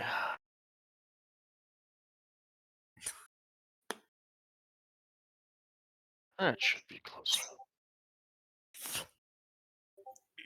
There we go. Oh yeah, the hour music's playing though. So Venari. Unfortunate. I can't wait for the music to stop and then just Lone Wanderer start playing. Like in the middle of the second. Yes. Well, I mean, I can always do this and just yeah. Now no one knows who skipped it. One way to do it. But me and you, Pavel, are going shopping with the Yep. anti-social nutcase. You should be So scared. Venari, do you give Need off a the leak. I wasn't "don't here talk for to me" what vibe on happened. purpose, or is that entirely unintentional?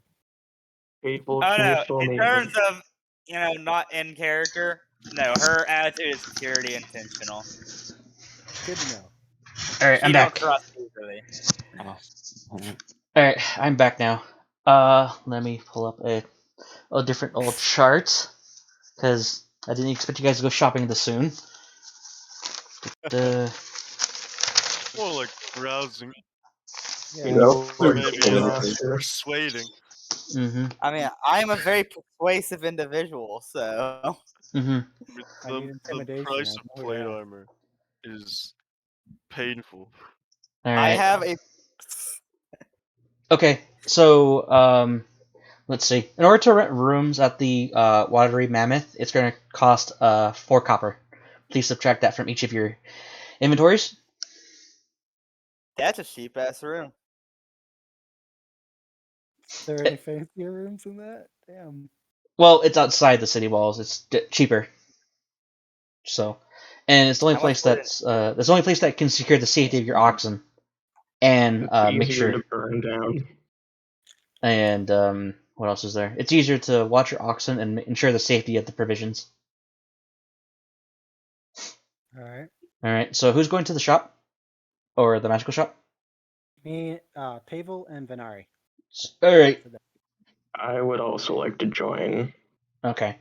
I was The just one of the closest mage shops is going to be Ainsley's Wistful Trinkets. And as you currently walk in, you currently feel like this light gust of wind, and then from there, it's almost as if there's like weird magic mouths all over the place. However, you hear a weird other song tune that isn't particularly common on the Sword Coast.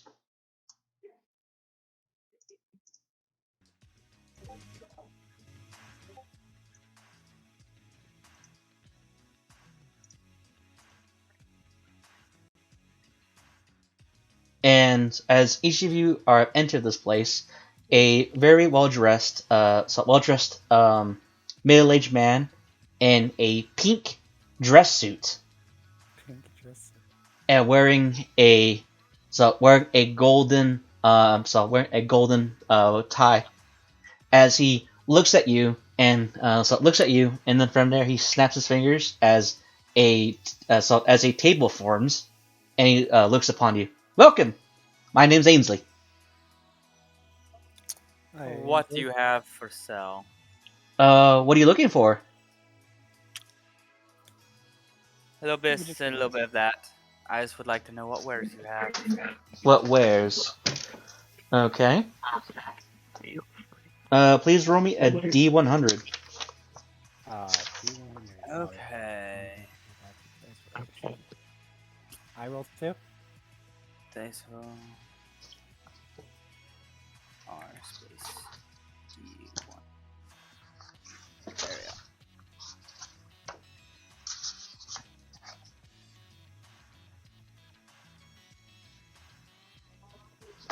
All right. So one. The exclamation R. D100. So are all three of us throwing a D100? Yes. Okay. Not very good. And I'm also currently not stalling to look up a chart of my backup. So my backup, magic shop guy. Where the hell? Ingus, you need to roll a D100, Ingus. Ingus. Ingus, yeah, my brain is the smoothest in all of Or the land. Ignis, my bad, not Ingus, my bad. Ignis. Ingus. You need to roll a D1. Yeah, there we go. Sweet. Hopefully, come on, big numbers. I got a 52, so that's already looking fine. Plus that 19. 1D100, and then what do I add after that? Or is that it? It's just a percentile. I'm dumb. Yeah. It's okay. I don't know how Discord works. Exclamation mark. R. And then Space. and 100. Wow, Yeah. Ingus, congratulations on your 96. Good sir. That's right. I'm just doing that, and it's fine. 96, I'm content with. Alright, We're trying to get Ingus to roll here. He did it. He got a 96 all by himself. No need to look. Mm-hmm. Yep. 96 good. If anyone says anything else, just beat him up. Venari, as you are currently walking around Ainsley's shop, you encounter this very particular looking, golden brown orb, as it looks like it's constantly irradiating, almost as if there's irradiating like this, irradiating like flame, irradiating like flames to like of a dark core. As you inspect it, Ainsley looks at Salt. He does not look at you, and he goes, interesting choice. It is a silver orb that's 6 inches wide in diameter. And how much would you have on this? Oh, that? So let's see. That would be 2,000 gold. Can I roll to persuade him for a much cheaper price?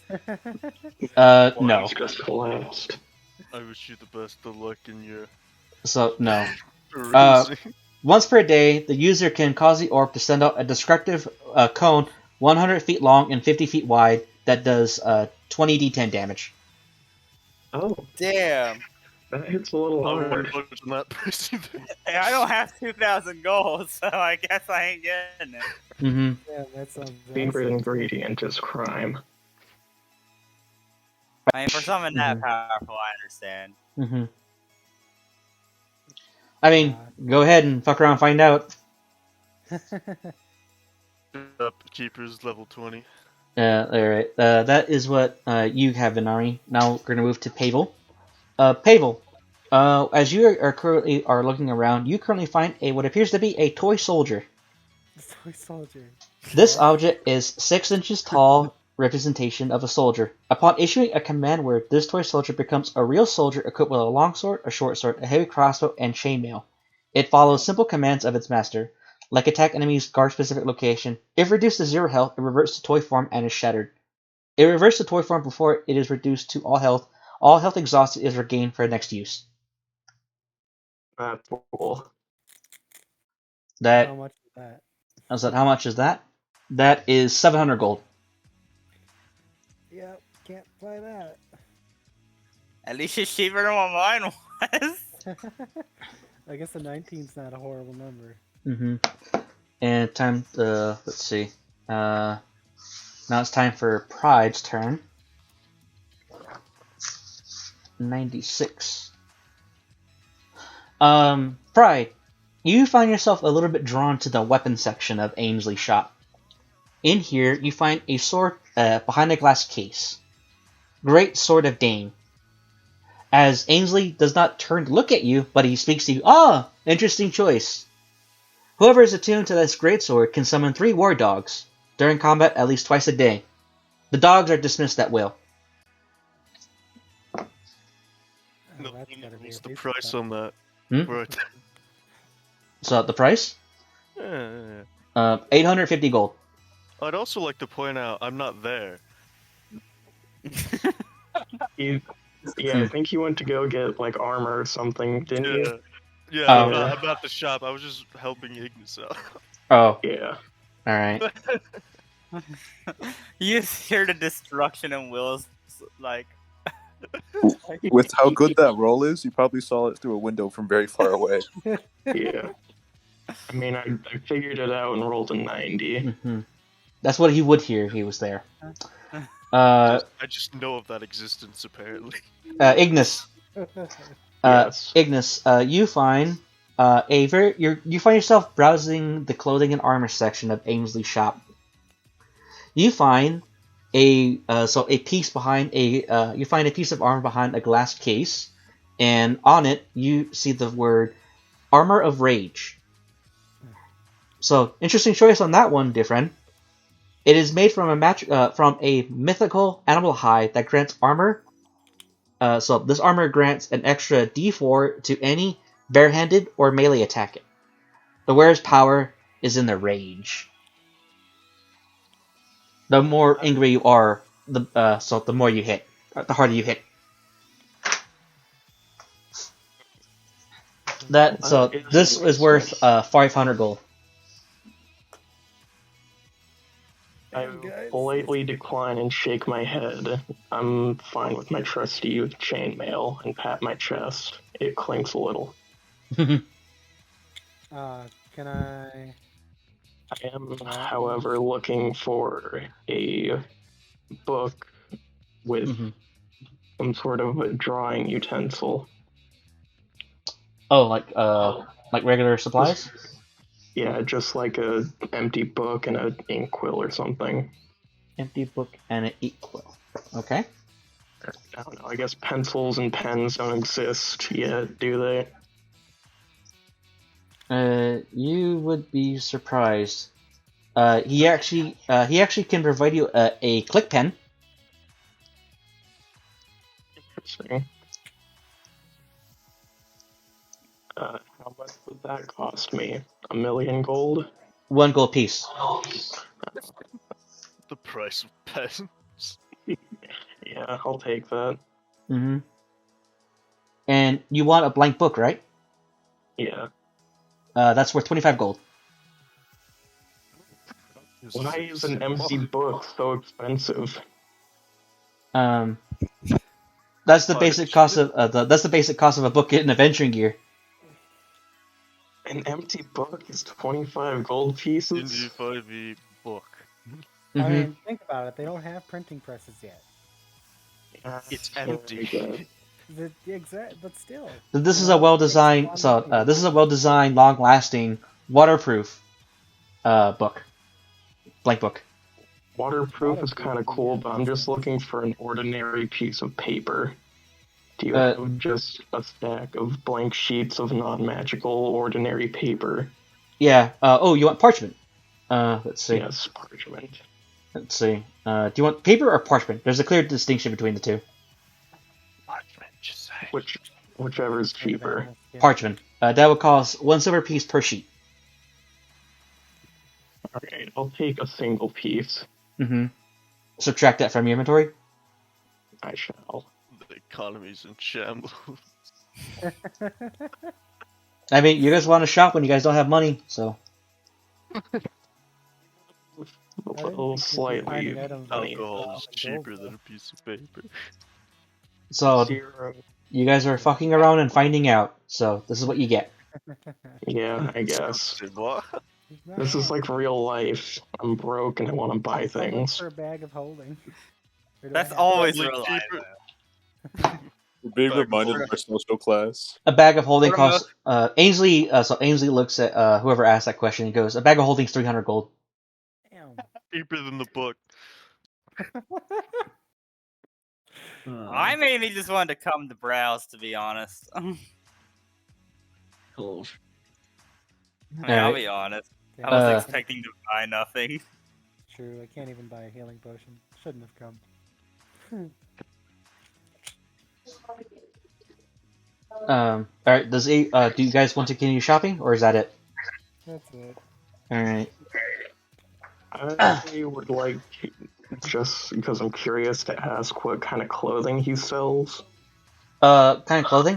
He Yeah, can 'cause basically you- sell clothing that looks like kind of like what was it called? Your unusual streetwear, to clothing that does not seem like it's from the Sword Coast at all. Yeah, I'm just gonna stick with what I got on now. Okay. Oh, rope. How much for rope? A piece of rope. Hemp, 50 feet. 50 feet of hempen rope. He offers one to you, but it's made out of silk. 10 gold pieces. Ten gold Why does it have to be silk? Why did he offer you silk? What silk? I can't afford the silk one. I don't want. Hello, the silk. random stranger. Would you Damn, like a alright. silk rope? Should ask him for a hemp rope payable. Yeah. Yeah, that's. I can't afford the silk rope. Like, I could, but it'd break me. He goes, so Ainsley kind of looks like a little offended that you asked for regular rope. He kind of goes, if you wanted some basic curio stuff, you should have gone somewhere else. Fair I mean, point. this guy is wearing a pink suit and a golden tie. Ask for a rope made of parchment. 2,000 gold pieces. There is a couple of like magic items, weapons, and a different case as well. If you were to browse at it, you currently see something of a very particular looking hammer, called the gravity hammer, and you also find a crowbar, where it's called the free man's crowbar. And Those are what's free? the prices on those? The free man's crowbar is 1,000 gold. The gravity hammer is 3,000 gold. What does the gravity hammer do? Should you ever attack this target, it does 2d12. It does 2d12 bludgeoning damage, and should you expend a charge of this weapon, it does 7d10 thunder damage, Damn. or force damage. I'm gonna have to come back. Whack-a-mole. But okay. Well, I did want Stack to so much damage with that. I'm gonna go. I'm gonna leave and go towards the end. Ainsley kind of like does the obligatory thank you. May you come again with more money. Yeah, that sounds about right. All right. Now we go to the other character who's shopping. Yes. All I right. believe me and Lawrence went to a normal shop. Yeah. Yeah, with cheap books. Affordable books. Market price gear. Or less. Maybe a bargain bin or two. Yeah, bargain bin. Gotta be a good one Right. around here. All right. You approach a place called the Crooked Nail. So the Crooked Nail Curios. As you walk past the shop, you currently see that there is a large sign with with a plank of wood with a large crooked nail.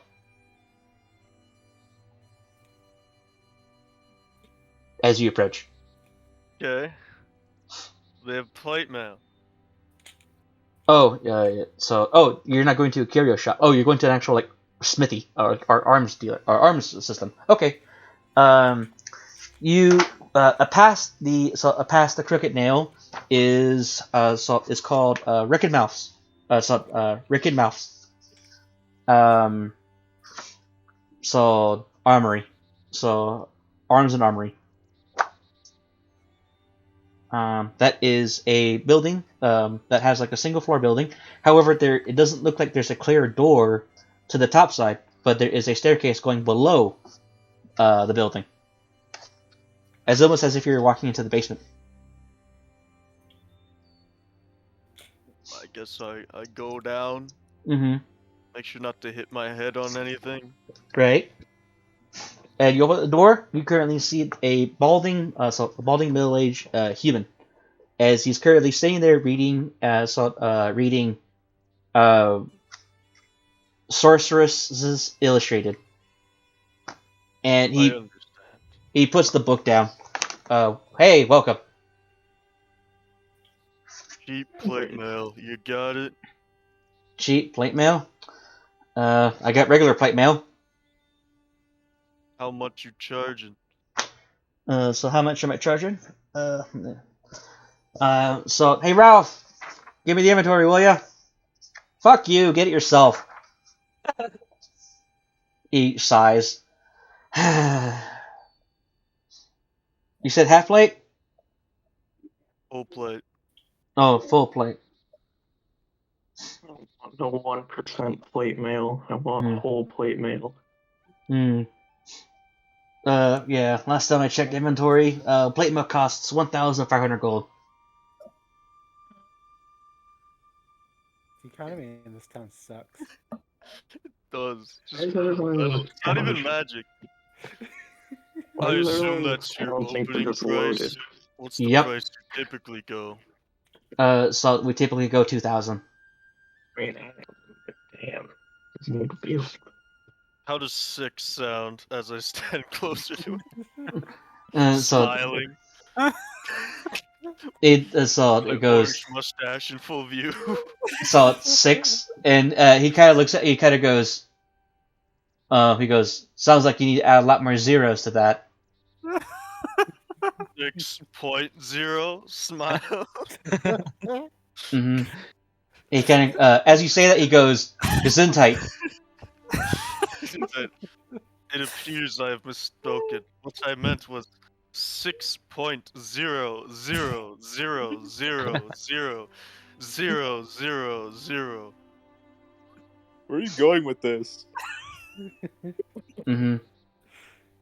He kind of goes, "Continue to waste my time and see what happens."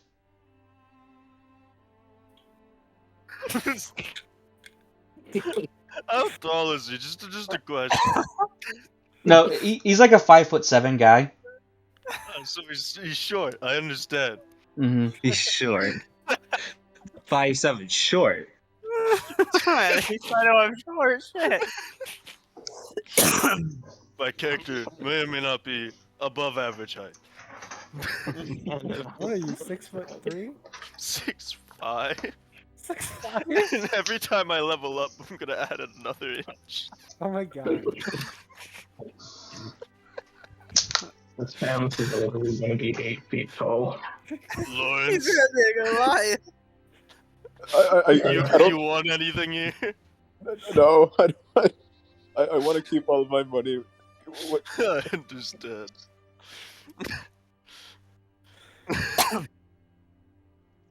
You should can't afford the rent upstairs. So, what do you mean? Your business not doing so well being in this basement after all? He goes, "We do quite well for ourselves. We often arm Lord Neverember's men." Ah. How much do they pay? The rate as everybody else. I find that unlikely. Yeah. And then he goes, unlikely. and he kind of goes, "So, well, they buy things in bulk. That's why." Ah. What's your Economy. bulk price? Our bulk price, let's see. If you Per buy unit? 20 cents of plate mail, you could buy it for 12,000 gold. Per unit price. Is And what I'm so by now the shopkeeper just rolls his eyes. Are you gonna buy something, or am I gonna have to kick you out?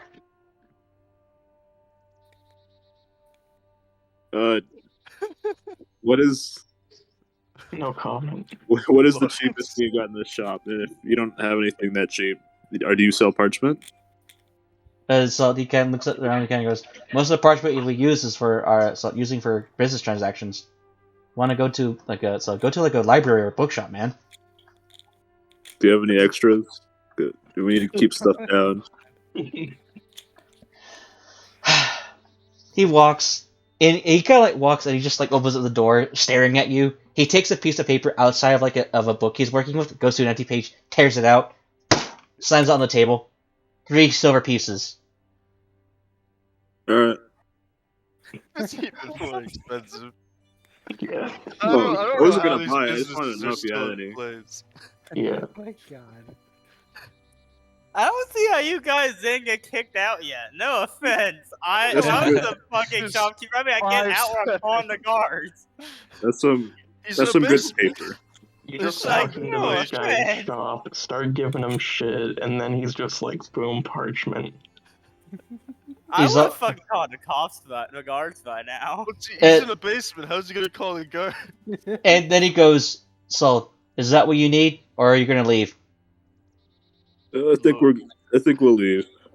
We don't got much business here anymore. Mm-hmm. And as you're currently saying that, what was it? As before you guys leave, Ralph, or the other employee, enters as well, and this guy is a Goliath, and standing next to him is an orc, and How short are they? as you currently look around, as well, there's also a minotaur. As they all enter out, and they go, "Is there a problem?" He goes, "No." How So- tall are they? Minotaur, he is about 9 feet tall. Goliath, 8 feet tall. And the orc is 7.5 feet tall. I never seen a Goliath that tall before. Why are all of these guys in a basement? How can they fit? Yeah. You guys didn't ask how tall the ceiling was. It's a 20-foot high ceiling. Tall. It's all a weird place. They go, Well, I have no further business here. Since their market price seems to be on cocaine. Oh my god, they're gonna kick your ass. Hey, I'm not saying this out loud. They don't know that. You You're gotta nothing but a specify. crook, a Mhm. scoundrel, and a You thief. about said that out loud. So at that point, they just kind of look at you, and they stop responding completely to your questions, and they just expect you to leave. I look when I'm still smiling as I leave. Mhm. Remind me never go shopping with you again. Yeah, I say things went swimmingly. I wish I knew that this was all happening. I wish I could avoid it. Mhm. Don't. Wait, did Lawrence get the piece of paper? Is the question. No. No, you did. You paid for it, so you got it. Alright. Just You Lawrence said- does you seem just really made paid him for it. Take off 3 silver, man. He just made him tear out a piece of his own book and then didn't even pay for it. No, so yeah, you paid for it. You said I heard earlier. Colt said he pays for it. It'd be funnier if it didn't happen. No, I said it's a nice piece of paper. I don't think Lawrence said that. Well, Mhm. Yeah, I think he just made him destroy his book. So are you guys moving on, or yet, or what? Yeah. I guess we could leave, yeah. All right. So the store leaves, and there you go. Did I Aster, pay for it or no? huh? Did I pay for it or no? You did. Okay, I guess. I never wrote this. Lawrence being forced to pay for parchment against his will. Look, I'm just happy none of y'all went back and tried to get a refund, because I might have to walk out and try to find you assholes and beat you up myself. In So- character. And I We're don't not want to gonna be have able to to go do back that. there. Alright. I don't want to have to start the first player fight. Okay. Alright. So, alright, Aster, you are at the Watery Mammoth. Can I take a look around and see anyone of like notable interest? Please roll me perception. Perception. Yeah. 3.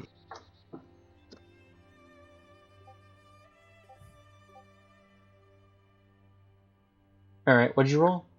13. Okay. Yeah. Oh, intriguing. Please go to roleplay in the in-game. Give me a second. It's gonna take a while to pull up this character. What are you again? What's your class? I am Bard, if you're speaking to me. Yep. Gonna try to woo him with a show. Get some money. Oh. I mean, Wow. he has horns, so. Oy vey. What, me? You currently see that there is a drow, as he's currently reading a book with a tiny spider. Or with a palm-sized spider. Tarantula. Is he drinking or anything? Or where's he sitting? He's kind of like sitting in like one of the middle tables, middle tables of the inn. And he's not drinking alcohol. He's drinking what appears to be non-alcoholic apple cider with sugar. Ah, I see. All right, then I guess I'll stroll down and just plot myself on the other side of the table. Mm-hmm. And as it happens, like as you plop yourself down, he continues to read out his book, and after like about a couple of seconds of you staking around, he kind of like glances up, or like he doesn't glance up, but the spider notices you, and it playfully waves at one of its legs and it waves at you. Oh, I wave back. And then from there, you got it. Mm-hmm. Oh, continue. Say, you got a real interesting spider there. Thanks. Preston's friendly with everybody, as he used to be looking at his notes. What you got there? No, this? Currently reviewing my notes here. So going to see if I could probably help out with this exposition going on in the chasm later. Chasm? Yeah, the Neverwinter chasm. I see it. Mm-hmm. Rumor has it the Lord Protector wants some people to go down there. And I'm a bit strapped for cash right now, so I figured it might be a good place to hold me over. I mean, He kind of glances up at you and he goes, "Oh, hi." Hey. He was just monologuing the whole time. Well, And so, pleasure to meet you. He squints at you. my name's Aster. So, pleasure to meet you, Aster. I am Valdania. Nice to meet you as well. You you don't look like you're from here, right? As a person who definitely knows D&D lore, he doesn't look like he should be. Usually you'd find people like him here, right? No, certainly not. God, okay. You don't really look like you're around here. I guess you don't say. mind me. So, I guess you say it's all the other dark people. Yeah. My disposition, yeah, I am a drow. I mean, sorry, Noah, I don't mean any offense. I'm just curious. I mean, you've definitely traveled far then, right? Certainly. Was able to escape Menzo Baranzan. Was able to traverse a little bit, and then I was able to find my way to the surface. Been a scholar ever since. Dropped my sword, picked up a tome.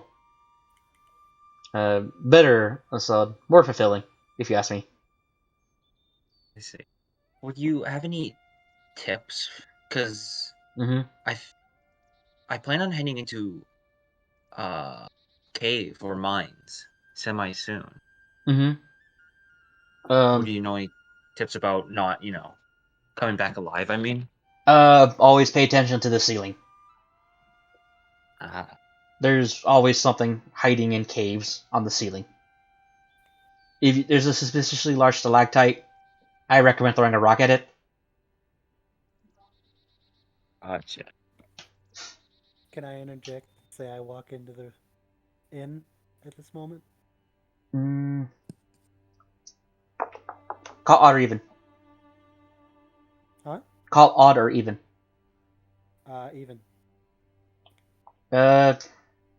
Knowing full well you can't afford any of Ainsley's wares, you arrive at the watery mammoth. You see Aster hanging out with a young drow. Aster seems open, so I'd like to go walk up to him and see what the hubble is about. Mm-hmm. I Aster, what was noticed, your? and Oh, continue. Continue. No, sorry. I noticed Pavel, right? Yep. That was Pavel, yeah, yep. Pavel coming in. I wave to him.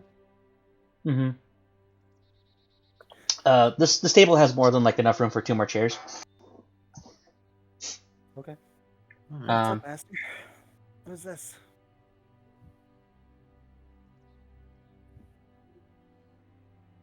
I am Valdania. Your associate here wanted to ask me if I knew any tips.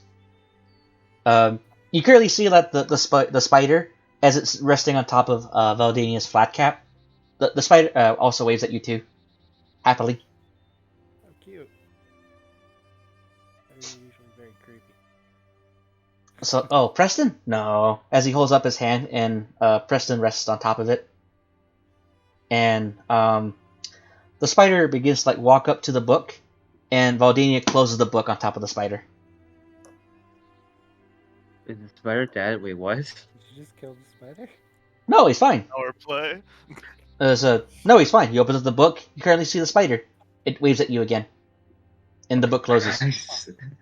I sigh, like a big. Okay. Say, do you know how expensive this rental room is? About 5 copper pieces for a 2-bedroom.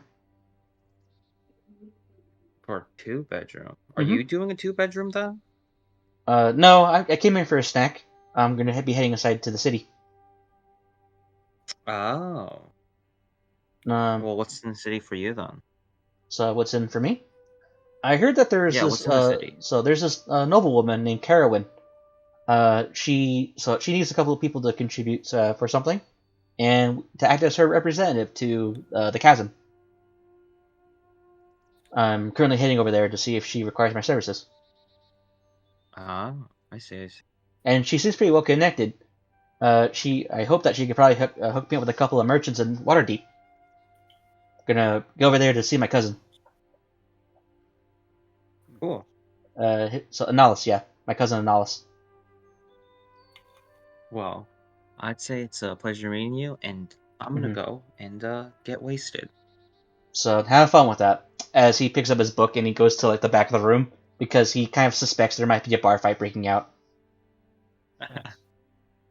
But before he goes, Pavel, do you want to speak to Valdania? Yes. If the chance arises, I would love to. He kind of after Aster orders some drinks, Valdania glances to you. May I help you? Wait, I'm confused on what's going on. Aster is getting drinks. Valdania's still at the table. He's looking at you. Yeah. So I don't remember that. I want to talk to. You mentioned this person who's well connected earlier. Yeah. Aster? So yeah. Her name's Carowin. One of the noble houses of the Carowin family. They live here in Everwinter. Since they're nobles, they can often get good connections. So they might help me meet some Waterhavian businessmen. Maybe I can get some magical stuff, and then see if I can make my way to Candlekeep. Is this person? Would this person be willing to meet with someone like me? He looks you up and down. He goes, "Well, unfortunately, she often requires only associates with people that have been vetted by the Lord Protector himself." Okay. Thank you very much. Yeah. I walk off to go to the table where Esther is at. All right. Thank you for your time. So May I walk into the inn now? you may. You see Pavel talking to Valdania and Aster ordering a drink.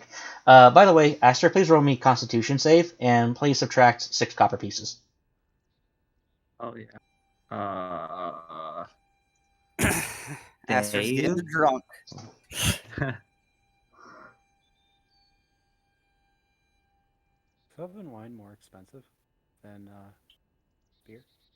Yeah. Well, You you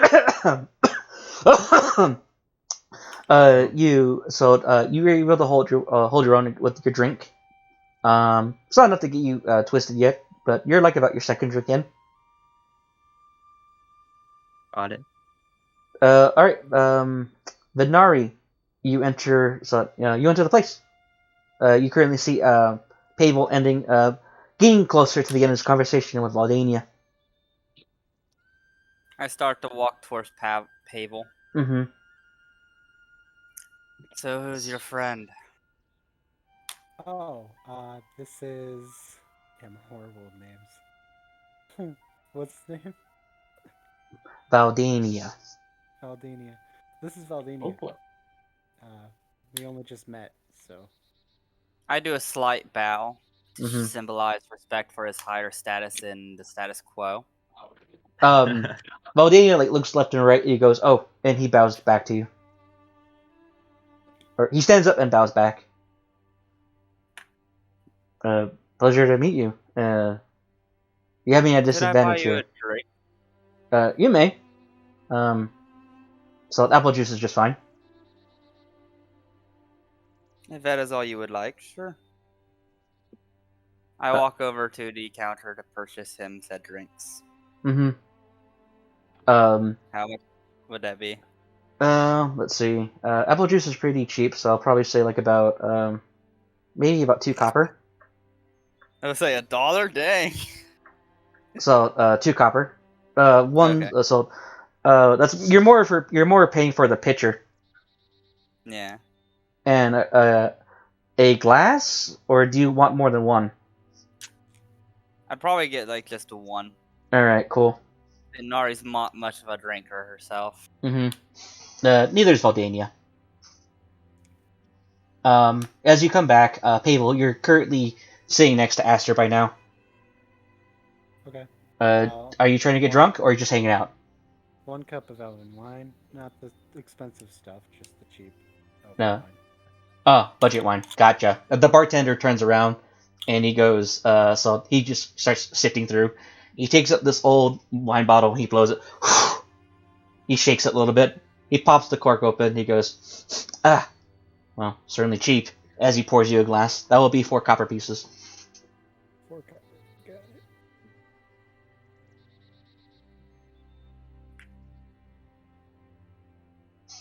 it. Alright, you want me to roll Constitution? Not yet. We'll go back to Venari.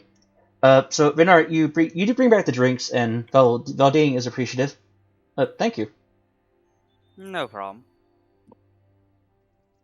And then from there, he opens up his book, and the spider comes happily out of the book. He's wearing a flat cap, and he has a tiny pair of glasses, one for each eye. Or one single frame of glasses, but there is a piece of glass for each eye. As it has a little ink pen perched over the ear would be. I wave hi at the spider. The spider waves back.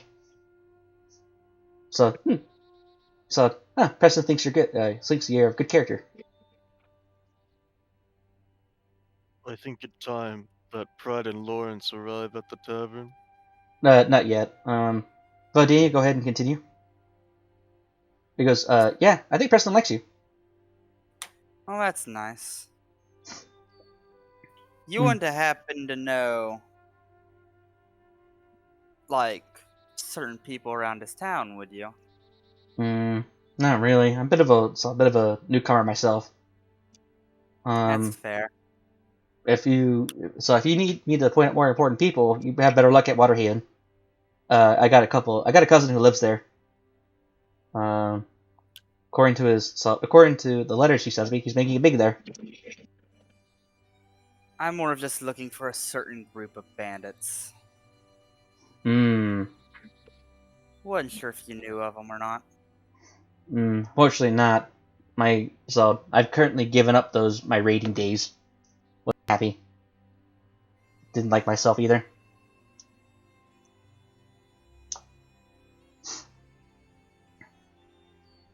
But unfortunately, I'm good roll history for Valdania. Yeah, he doesn't know anything about bandits. He goes, I'm more interested in the academic news more than about local news. Apologies. That's alright, that is fair. He goes, how would you wish me to return the favor? As he points toward the pitcher of apple juice. I just put my hand up.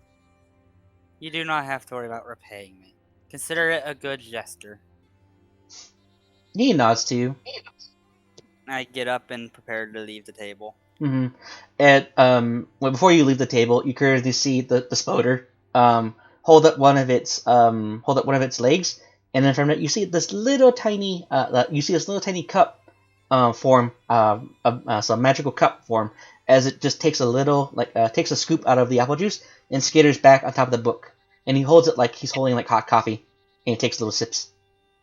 I wave by at the little spider. The spider uses one of its non-drinking arms to wave at you back.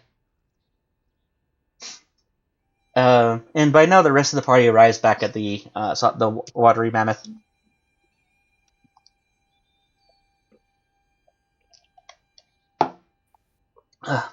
So that would be Pride, Ignis, yeah, I think everyone else Lawrence. is. And Lawrence. You're back at the watery mammoth. 3 silver for a fucking piece of paper. You got a piece of paper now. Single piece of paper? Yeah, I got a piece of paper now. It definitely does its job as a piece of paper. Trying to save my money. We went to the blacksmith where for paper. I would say it went great. It went beautiful. No. What do you mean, Lawrence? Paper. I thought we were just gonna go browse, not where that was. Bargaining. I don't think we're gonna be able to go back there even if we have money. And what happened, if I may ask? I ask, rubbing my temples.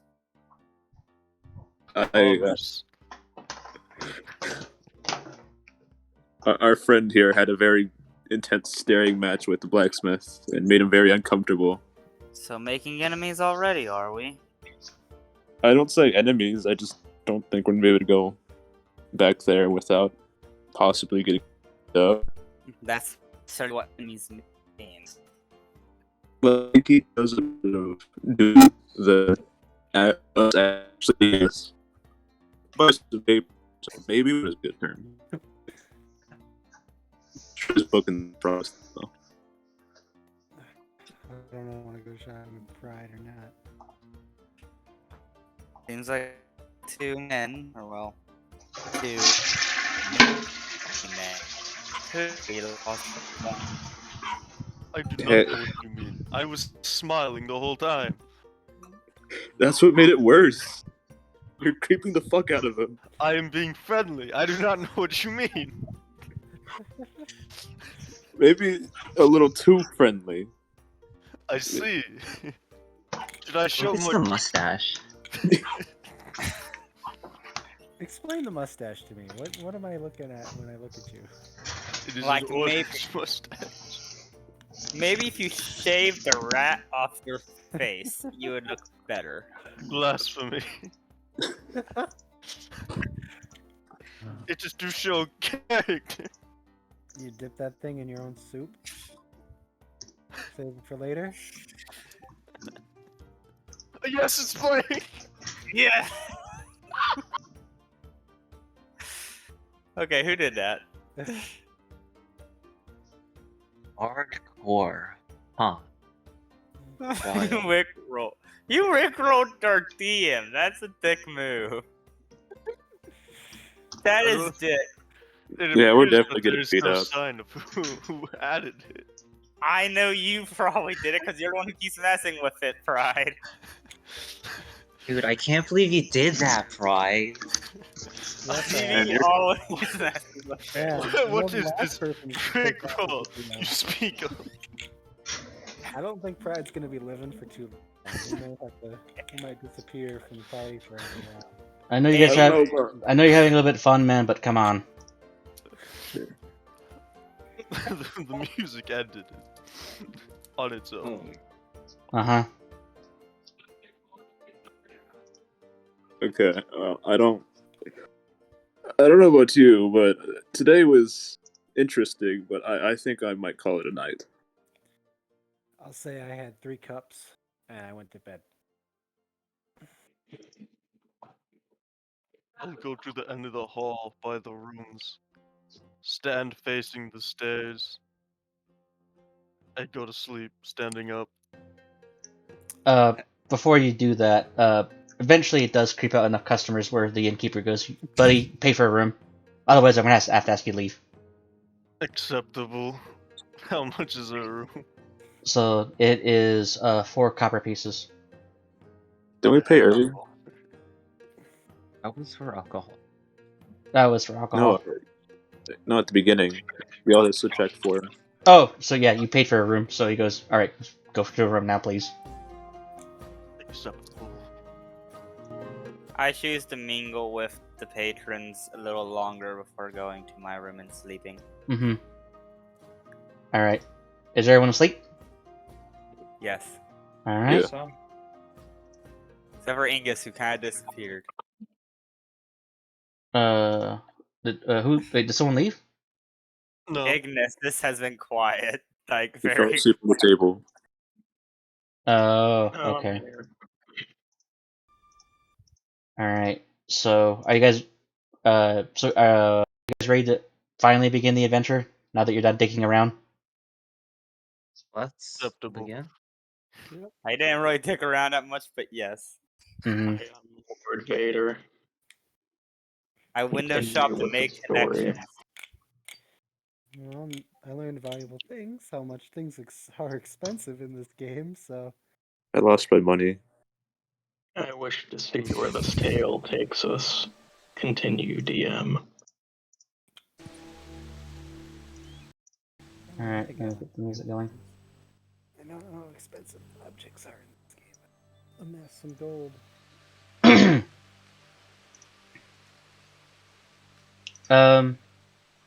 As each of you are currently minding your own business, and has been several days since your hangover. It has been about 4 days as you've been traveling alongside the main road. During your journey, would everyone please subtract 4 days of rations? Okay. I didn't even... I think I only have 1 day actually. How many do we start with? You start with 10. Gotcha. Making us pay for our own rations. I don't think the reward will cover the ration.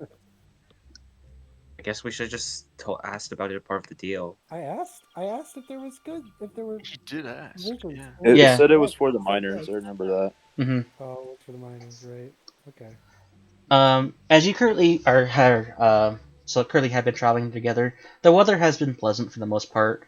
Out of the 3 of the 4 days, the 4th day was the cloudiest, which is you're on now. Due to the ever so concern over banditry and other such things like wild animals, there has been no peculiar incidents, violent incidents. There was one point that several deer have crossed your path, and you do hear the occasional howling wolf, wolf during nights of encampment. Having conversed a little bit more amongst yourselves and then passing the time in your own way, it is starting to get a bit windy today. As you do so, please currently go to slide 1 of the Google Slides, please. Oh, is that the internet thing? Yep. What was it? Go to what's what I'm looking for? The pin. That's cool. You know, that doesn't look too good. Which one? Yeah. Please select the token and change the color to a color specifically for your character.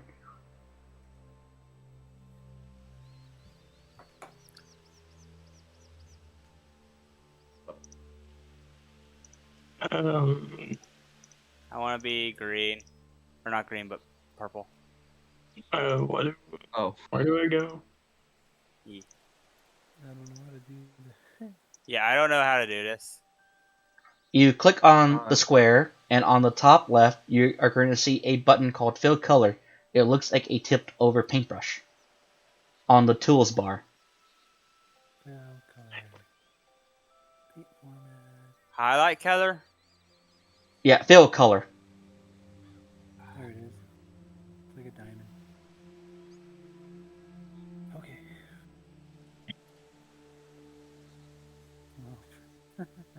Okay. Please select the color specifically for your character, please. I don't see a... I don't see where you You're see... on the wrong slide, probably. Slide 1. It says slide 1.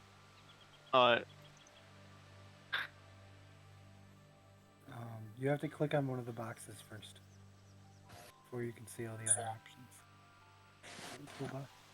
I see highlight color, border color, there's fill color. Okay. Yeah, it's the one that looks like a bucket and a drip. Okay. And what colors is there already?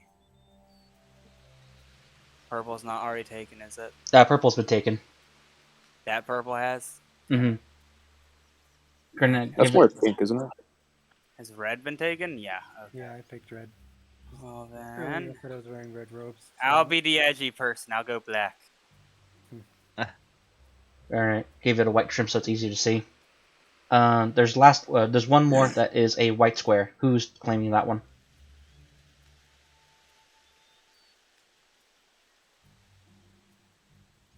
Ignis, do you have a color?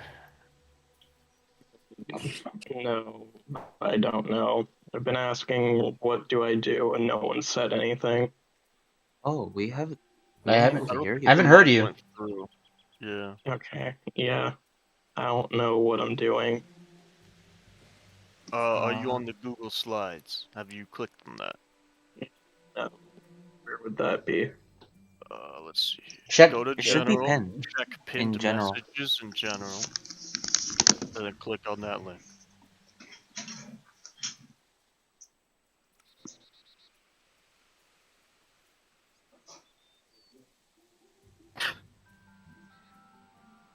Okay, here.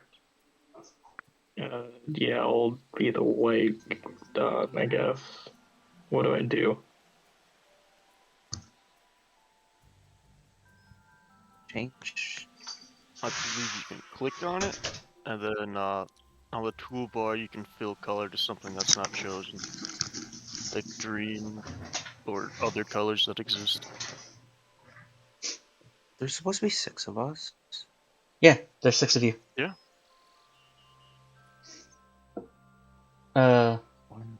Whoever is the anonymous chameleon is not on slide 1 yet. I turned it to like a brass color. Alright. So is everybody looking at slide 1 now? Yes. Okay. Let me look at this.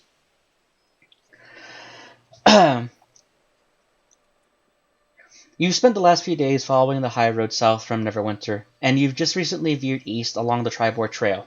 You've encountered no trouble so far, but this territory can be dangerous. Bandits and outlaws have been rumored to be lurking on the trail. Lars, since you're the only military man in the group, you would probably be the most efficient character to be driving the carriage right now. Okay. This is the 4th day of travel. You've been on the Triboard Trail for about half a day.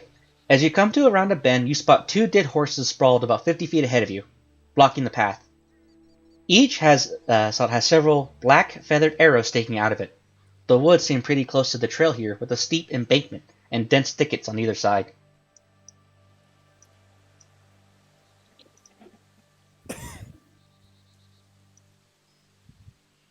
I guess. So, what would you like to do? Can I roll for perception? You want to check it out? Okay. Go ahead and roll. Okay, let me open up Discord.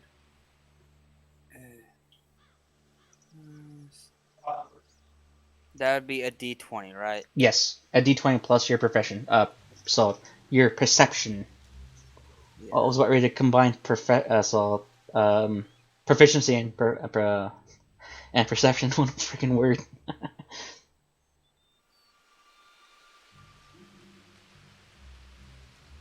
I got 15. You got a 15? As you are currently gazing around, the roll of the waving winds kind of like makes the thickets kind of like dance a little bit. It is whatever you think you might see is a bit off, because as you gaze into the thickets, the wind causes this light move and kind of scramble your view.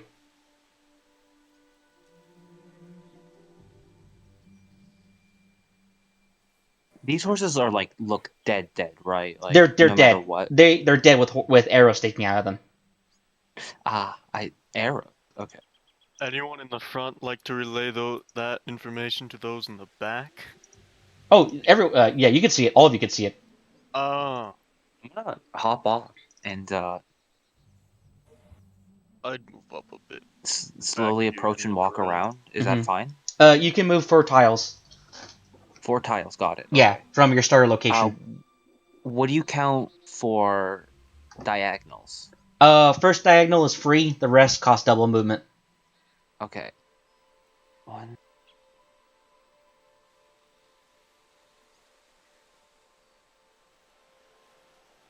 And I would also like to roll perception. Oh, you want to look around? All right, go ahead and roll perception. I failed at mine, so.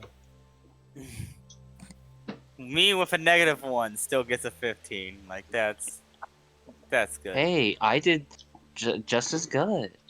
Aster, the right in, you were sitting kind of high on the carriage, and by this point your eyes are a bit dried out. So you spend more time trying to rub your eyes, and like it gets a little bit watery.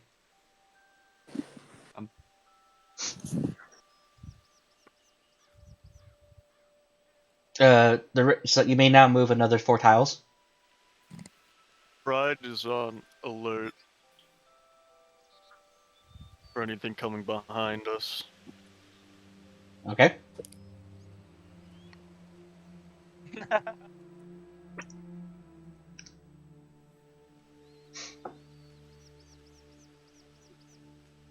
Nothing looks out of the ordinary except for these dead animals right now. Oh yeah, it is strangely peaceful, and all you hear is the waving trees and thickets. I would like to ready my crossbow and move up with the purple guy. All right, go ahead and move your token over next to it. So next to that token. Who is purple, anyways? Aster, that's me, the bard.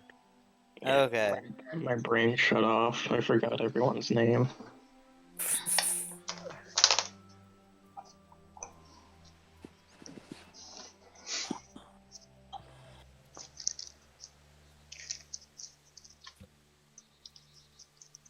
All right. Would anyone else like to move, or is that going to be the end for this turn? I'm gonna pull out my coal. I just have a question. Yes. How dead are these horses? Like, if they've been sitting there for a few weeks, or are they still pretty fresh? If you're closer, you can roll medicine to determine that. Okay, that's fine. I stay on the driver's seat of the caravan and While I don't still staying on the caravan, I just like to ready my crossbow in case if something happens. Okay. Go ahead and whoever wishes to approach the horses, they may. You for the next turn, you guys can move one more tile, or move 4 more tiles.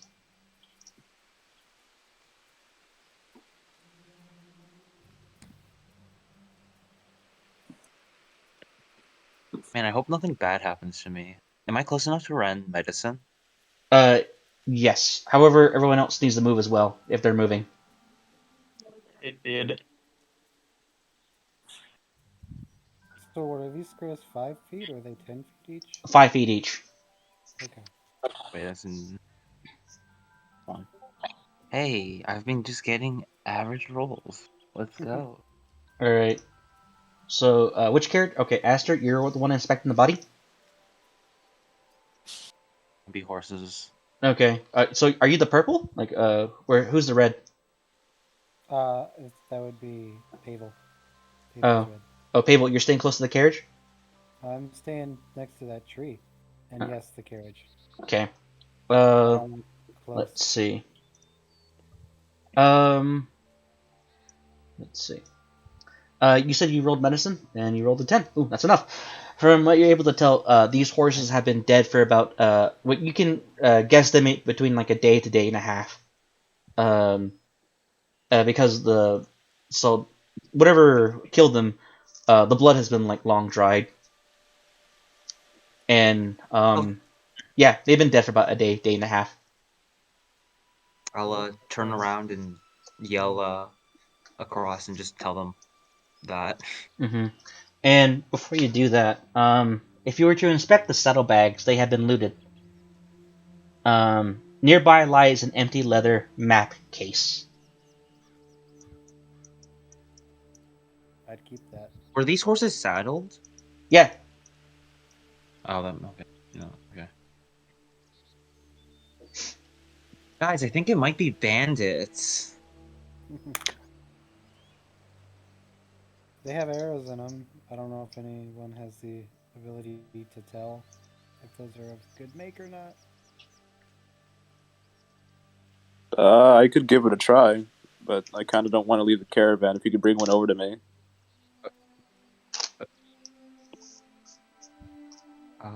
Sure, I guess. Before I do that, could I roll investigation to find, like... Because they were probably... To see if they were, like, ambushed or something, and, like, where they were ambushed from. You don't need to roll for that. It appears that whatever killed them, they were shot in the front and the back. However, their bodies have definitely been angled, as you see clear scuff marks on the dirt. And you don't need to roll investigation because whatever these horses had is completely empty. However, you do recognize one of the horses had a particular spot on its nose. It looks like it might have been the horse of the bodyguard and your employer. Oh shit. Oh shit. Wait. Guys, I think this is our employer's horses. And his bodyguard, of course, but you know. Can we roll for... Can we look at the thicket for maybe some bodies?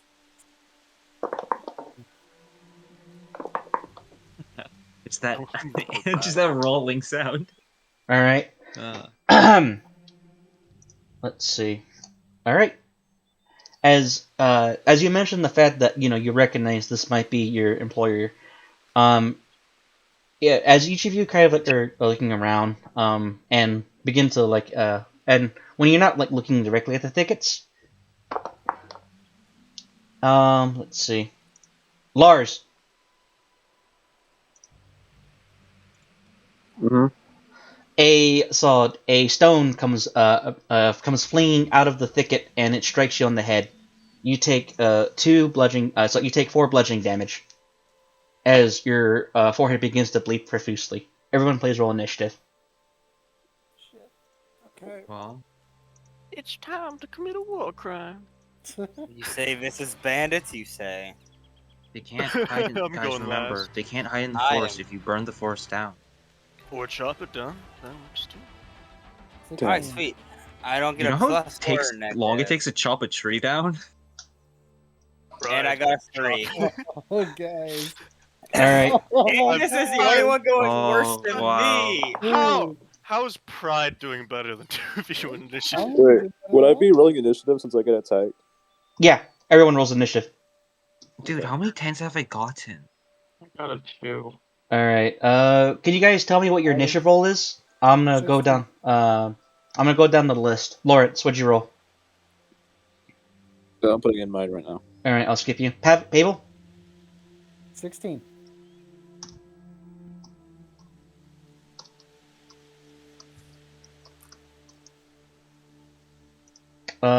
Pry, what'd you roll?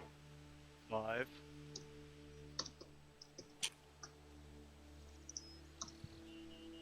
Ignis? I got 2. Venari? 1 higher than Ignis. It's so bad, you guys.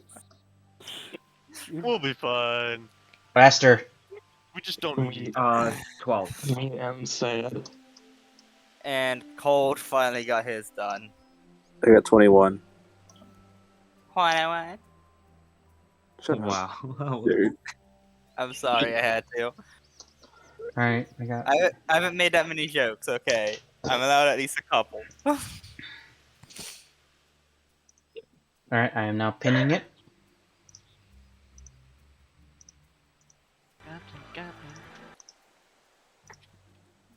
So the It's Gatling Raster. game goes before, like, all of us.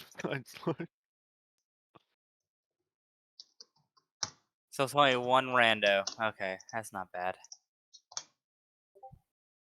Would be group initiative.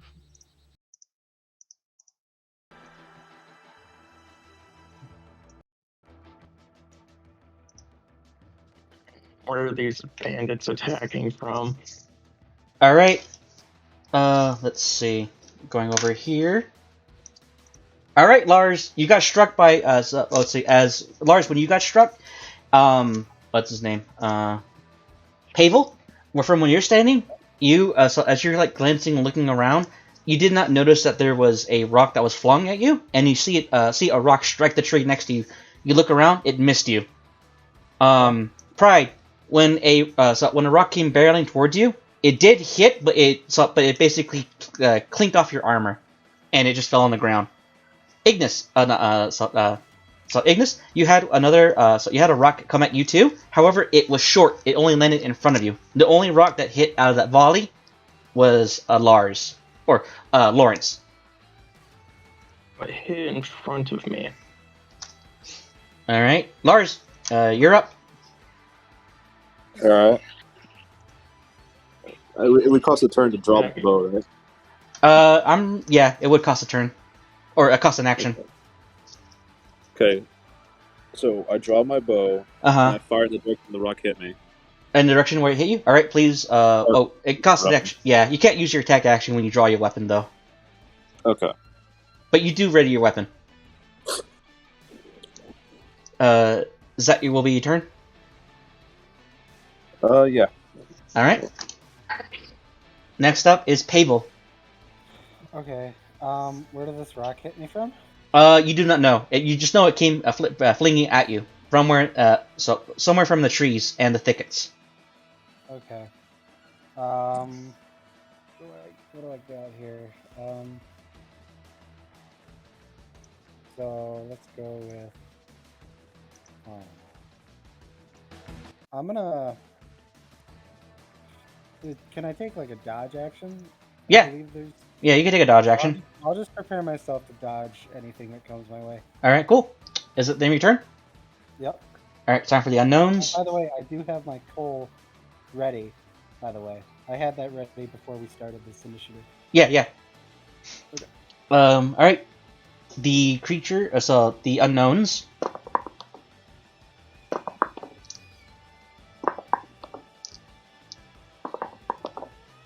A lot of dice rolling. You hear some shuffling. You hear some shuffling in the wind, shuffling in the thickets, as whatever appears to be flinging the stones at you have all currently repositioned. Now, let's see. Going to roll. All right. One attack is going to go be flung at purple. No, it's not gonna hit me though, cause just that good. So it hits you. Ah.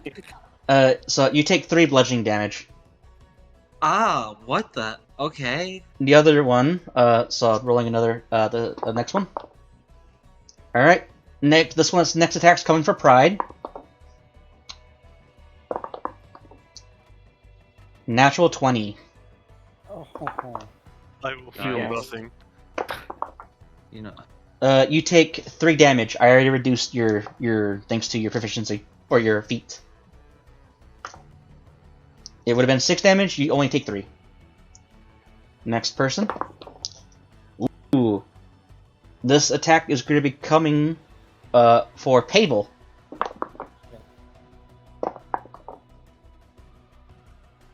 It hits. I don't know, that's 16. Damn. Pable, you take 3 damage. Oh, okay. This next attack is going to go for Venari. What's your AC again, Venari? My AC is 11. 11? Yep. You take 3 bludgeoning damage. That is the end of the turns of the unknowns. Aster, you're up. This fairy fire. Hmm? Do I actually have to see them for it to work? For what ability? Fairy fire. Fairy fire. It's an AoE spell, so you can just cast it.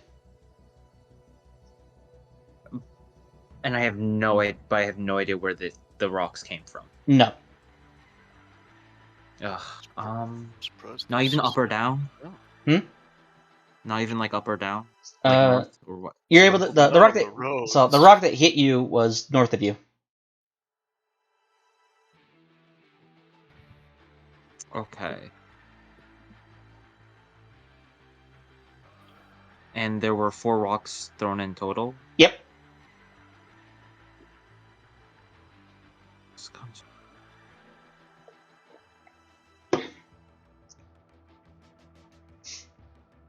You can reposition. You can move closer to the thickets. That'll let you begin to see into the thickets, look into the trees. Where you are, you could focus really hard to see what, maybe this chance that the wind is not going to help whatever's hiding in the thickets for you to potentially see them. I'll roll perception. What will you do? 1, 2. I'm going to move here and roll perception. All right, roll.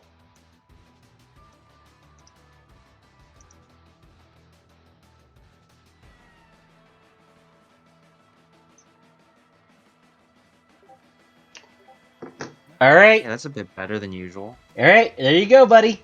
Hell yeah.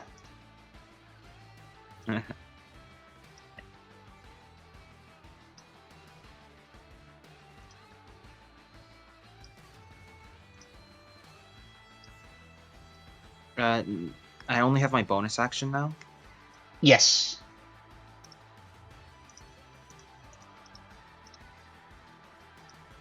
Okay. I'll do nothing with my bonus action.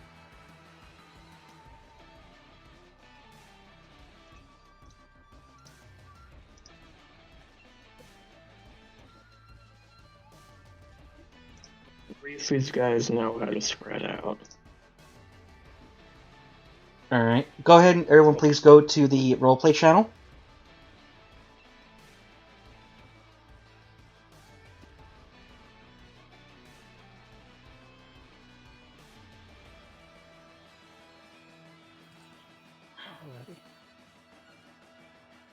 Ah, oh, dang it.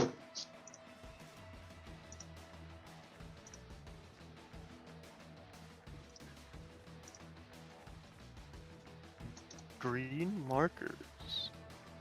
Goblin.jfif. Jiff. Oh, I guess he doesn't want to cooperate with me.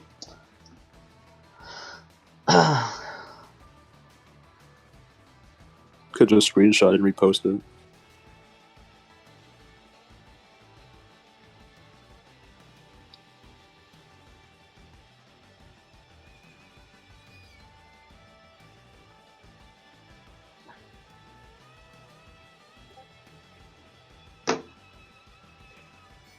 I assume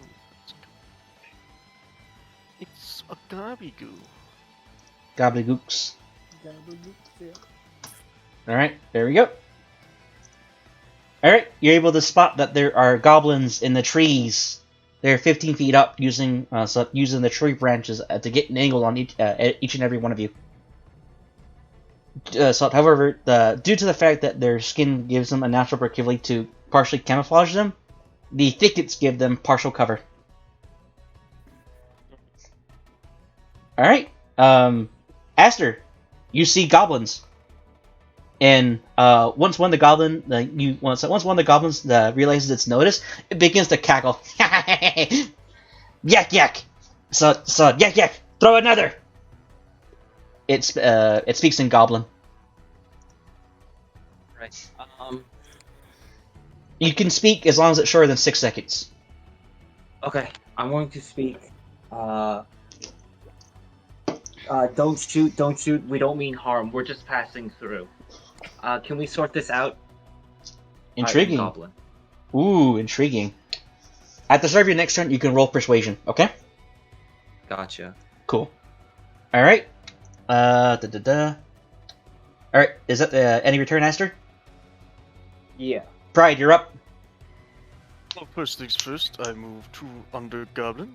I look at them and say, a pity. So how high up are they up on this tree? Exactly? 15 feet up. Simple course of action, cut the tree down. It's going to take more than one attack. Oh, what do you want me to roll? It's your character, man. You do what you think you need to do, but it's going to take more than one attack to fucking take down a tree. How much hit points does a tree have? Huh? So a tree has like 50 HP. Oh, that's quite a bit. I was hoping for athletics check, but I can do whatever. If I can't reach.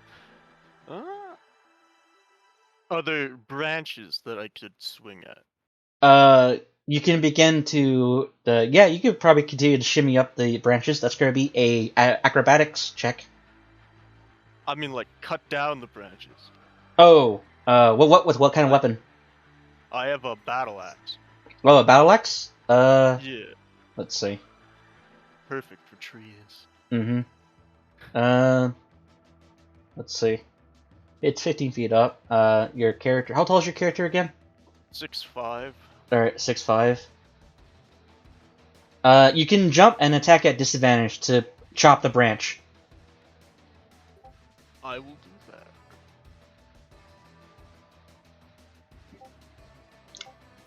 Oh yeah, then I need to add my strength. Just add +5 to those.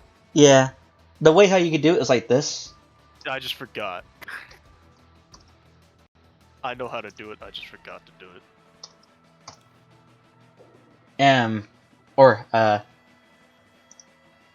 /DIS for advantage or disadvantage, like that, and the bot. You strike the branch. Roll damage. Let's see.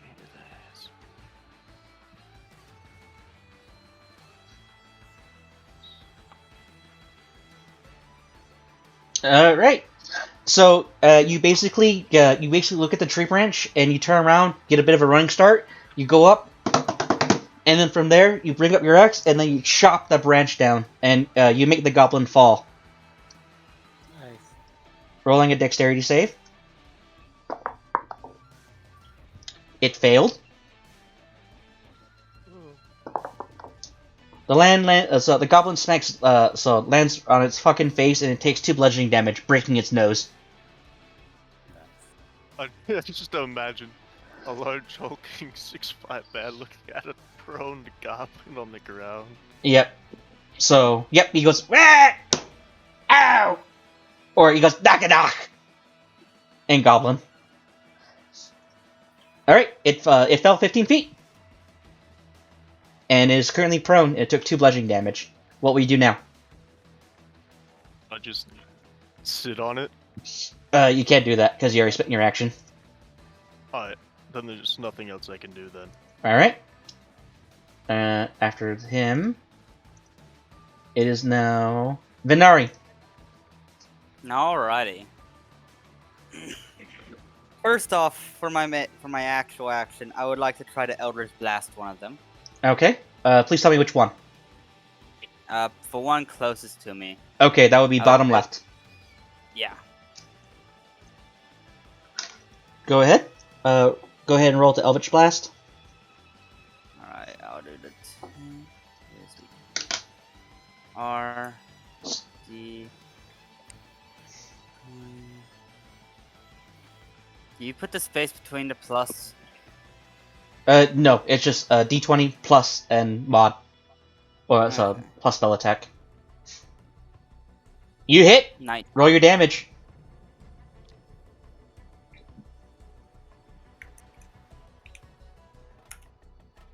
Four points of damage. All right, you blast it. You strike it dead center, and you hit it so hard it has to roll a dexterity save or risk falling off the tree. And as soon as you blast it, it basically teeters back, and then from there it angles its feet and it does a 360-degree backflip, landing on top of another branch. Damn. This goblin rolled a nat 20 on his dex save. God damn. Augers! But that's not the end of my turn. All right. Because I would like to use my bonus action to use my Hexblade's Curse. Got it. Once per short rest, as a bonus action, I can choose one creature I can see within 30 feet Got it. to curse it for 1 minute. All right. 1, 2, 3, 4, 5. Yep, it's within range. And I would like to curse it. It is cursed, and since you are black, I will give it a black trimming to show that's cursed. Alright. Then that'd be my turn. All right. Hell yeah, Venari. Don't fuck with warlocks. Yep, Ignis, you're up. Alright, I'm gonna take that crossbow I readied in the first round and shoot it at that goblin in the bottom middle. Bottom middle. Oh, okay. Yeah, go ahead and take your shot. Roll to hit. Okay.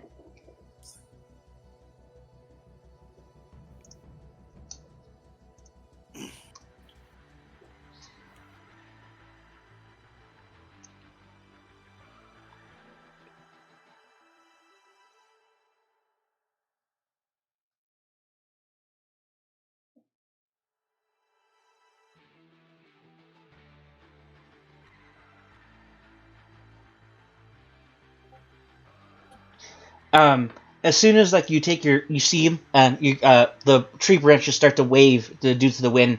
It kind of throws off all right, fuck it, you shoot where you think he is. By the time that the wind makes the tree branch lean back, you're basically striking where the goblin would have been. Cool. Is that the end of your turn? I don't think I can do anything else, so yeah. All right, round 3. Lawrence, you're up. Yeah, am I still bleeding out? No, it was just it was just me describing the damage you took. Okay. I thought this would be round 2. This is round 3. Oh. Okay. Because what Wait, was it? It was my turn. Well, I think this is come to think of it, this is round 2. Oh. Yeah. No one rolled high enough to see the goblins. They're on their stealth check. Yeah. So, all right, Lawrence, you're up. Kick some ass. Would it cost an action to fish out the matches from the caravan? Yes. Alright. And I would still have another action to use it, right? Well, it's going to be interact object, so that costs an action. Okay. So I only have one action at a time, right? Yeah, one action per turn. But unless you're a fighter, which you unless you have action surge. Hold up. Yeah, you're right. Okay. Well, I'm guessing the goblin that Venari cursed was the one that hit me with a rock. Yes. Okay, I speak in goblin. Mm-hmm. So, saying, "You little bastard, you will burn for that." And then I attempt to sort of fish out the matches. Mm-hmm. And you hear back, "Whatever, bowling pin." All right. All right. So what do you do? I fish out the matches from the caravan. That would be what role would that be? That's just an action. Okay. You don't need a roll. Okay. All right. Is that I the end of guess your turn? Yep. Pavel, you're up. Okay. Ray of Frost on the bottom. Oh, Ray of Frost. Is that spell attack? Yep. All right. Roll to hit. So 120. Roll. Gotta get to the roll thing. Mission mark 5. I get a plus 5 hits, or is that damage? Which is that? Do I get a plus 5 to my hits, or is that damage? That's to hit. Okay, so I'll add that. So 20. And then plus 5? D20 plus 5. 19. You hit. Roll your damage. That was a 1d8 and damage. Okay.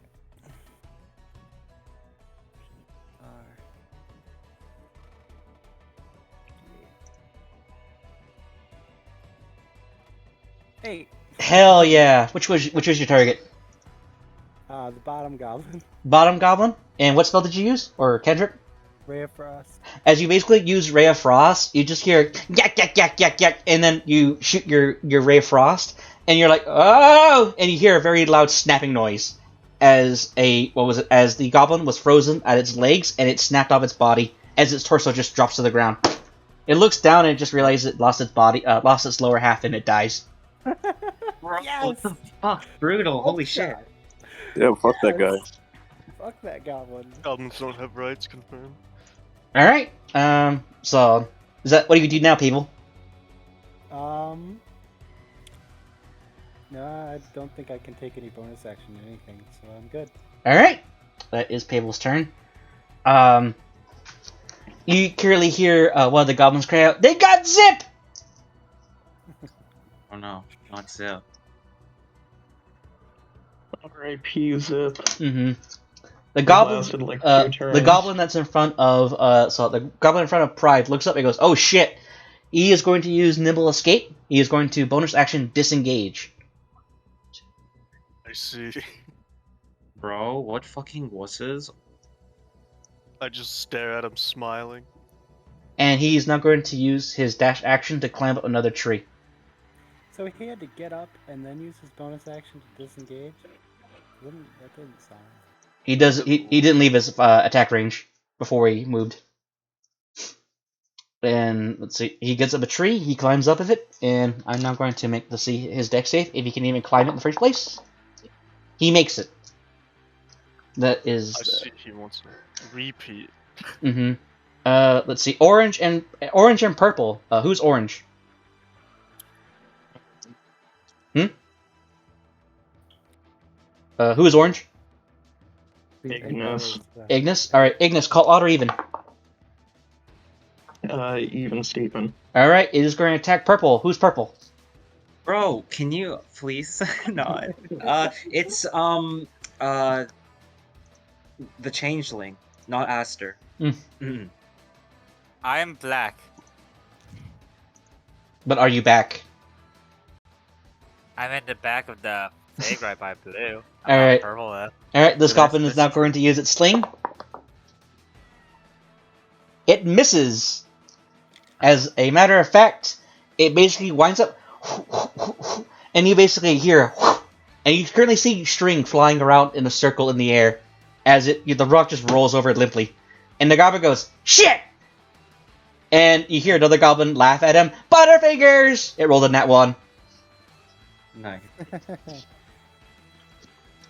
Alright, time for the one that is cursed. It doesn't like that it's cursed, and it got a good hit in, so it's gonna fling a sling back rock back at Benari.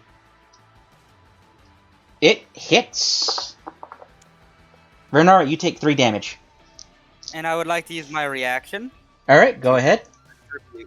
All right, roll your reaction. So let's roll the damage die. Mm-hmm.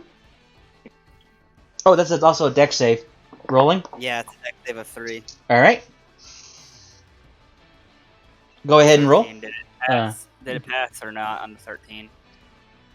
So it passed.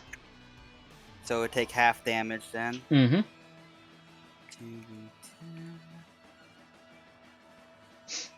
Oh yeah, Half even 11. yeah, even if half of that, it wouldn't even survive. Like even if it, the fact that it made save.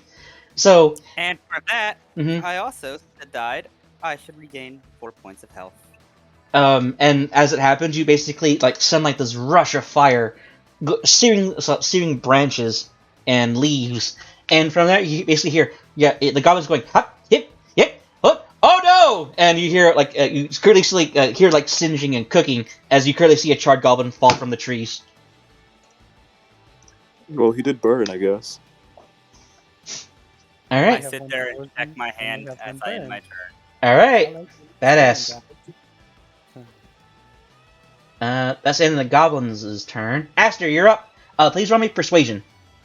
Will this cost an action? No, you talked last time, and I'll count this as a free action because the goblins didn't have time to hear.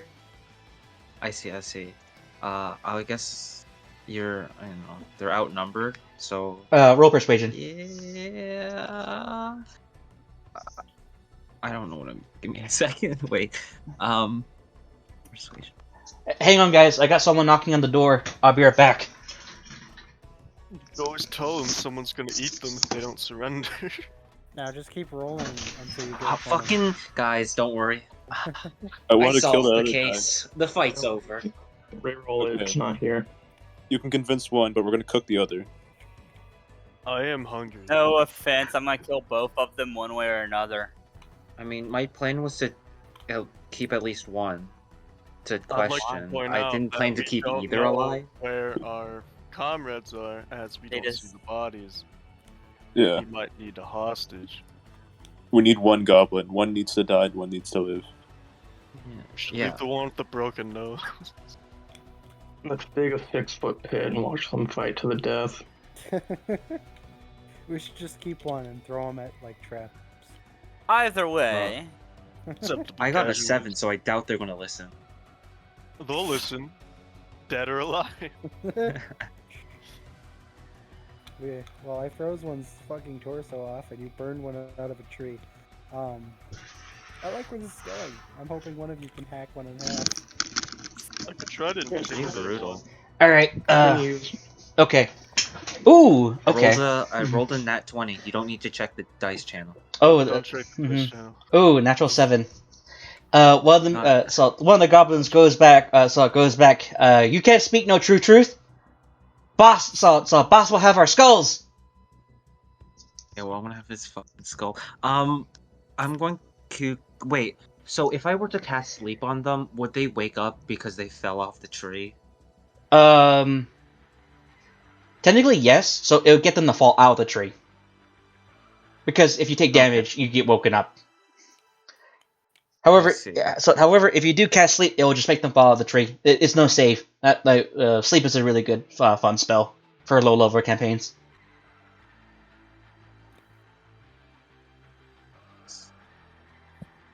Wait, so should I roll the? Wait, do I need to roll the thingies? Yeah, I think you roll 5d8 air quote sleep dice. Wait, that's actually quite a bit. Well, you have to do enough sleep in total for their health. Got nice. Oh yeah, both of them just fall out, and since they're both you please describe like how you activate your magic with your instrument. I guess I'll just play a nice tune then. Mm-hmm. You don't want to like make any like references to like any particular popular music. You want to add like a fancy twist to it. Dude, I don't listen to any music. I'm sorry. Alright, give me a second. Let me think of something. Rick Ashley's bro. I'm the same, man. I don't listen to much music. I couldn't tell you a band to save my life. The bard doesn't listen to music. That's what the fuck. Hey, I said stories were my forte. I said it was half decent at it. Okay? We can play Wonderwall if you want. Oh my lord. What man of misfits are we? You just made him he's bored. Just sleep with the stories. That's We're a Monty crew of misfits. Speak for yourself. I just froze a goblin to pieces. Speak for yourself. I shard one alive. Does that make for a good I have person of in society? You have. I will burn this forest down if I must. Start describing how you're gonna kill him.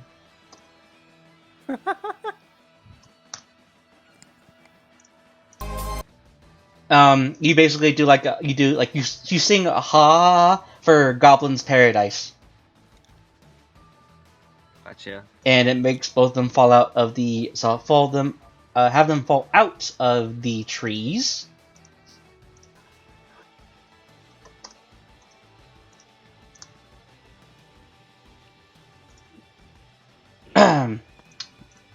And first one will take a d6 damage.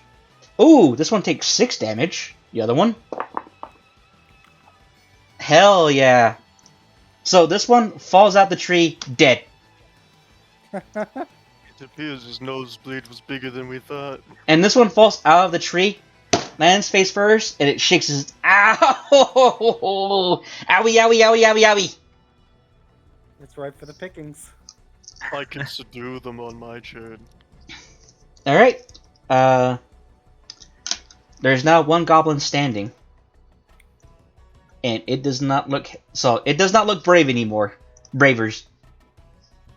Pride can handle. Alright, what we do now, Aster? Nothing, I guess. If he leaves my attack range, can I not try to kill him? Yeah, you could do non-lethal damage. Okay, cool. Alright, is that the end of your turn, Aster? Yeah. Pride, you're up. I subdue Goblin. Alright, wait, can you move your token back so I can count the movement? It's close enough, because I could go where the Goblin was from wherever I was. 1, 2, 3, 4, 5. That's going to cost you a dash action because you're moving through thickets, which becomes difficult terrain. So you get dash there, but you can't do an action. Then should I go on the other side of him? It will still take you like a dash action to move through the thickets. Yeah. And still actually have an action.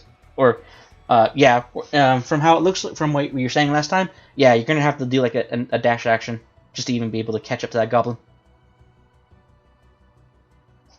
I'll just smile, stare down at him, and power over him. Say, what a pity. Should have him roll for intimidation. I can, yeah. Yeah, he could choose to do that as his action for next turn. Okay. How tall are you? He's 6'5". 6'5", and my character build is bulky. Alright, is that the end of your turn, Pride? Yeah, there's nothing else we could do. We're level 1. Yep. That is Pride's turn. Venara, you're up. I would like to know if I can point my finger preparing an Eldritch Blast and use it to intimidate him. Oh, so you want to like have like summon like a ball of Eldritch energy and just tell him like not to fucking move? Like essentially. Pretty much. All right.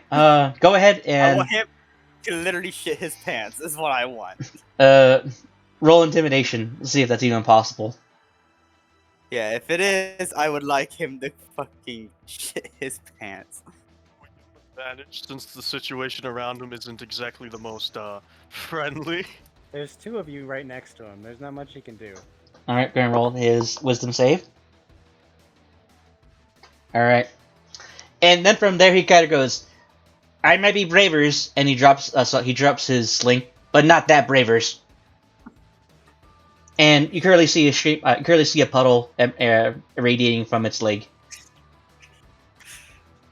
Alright, now I will end the combat music.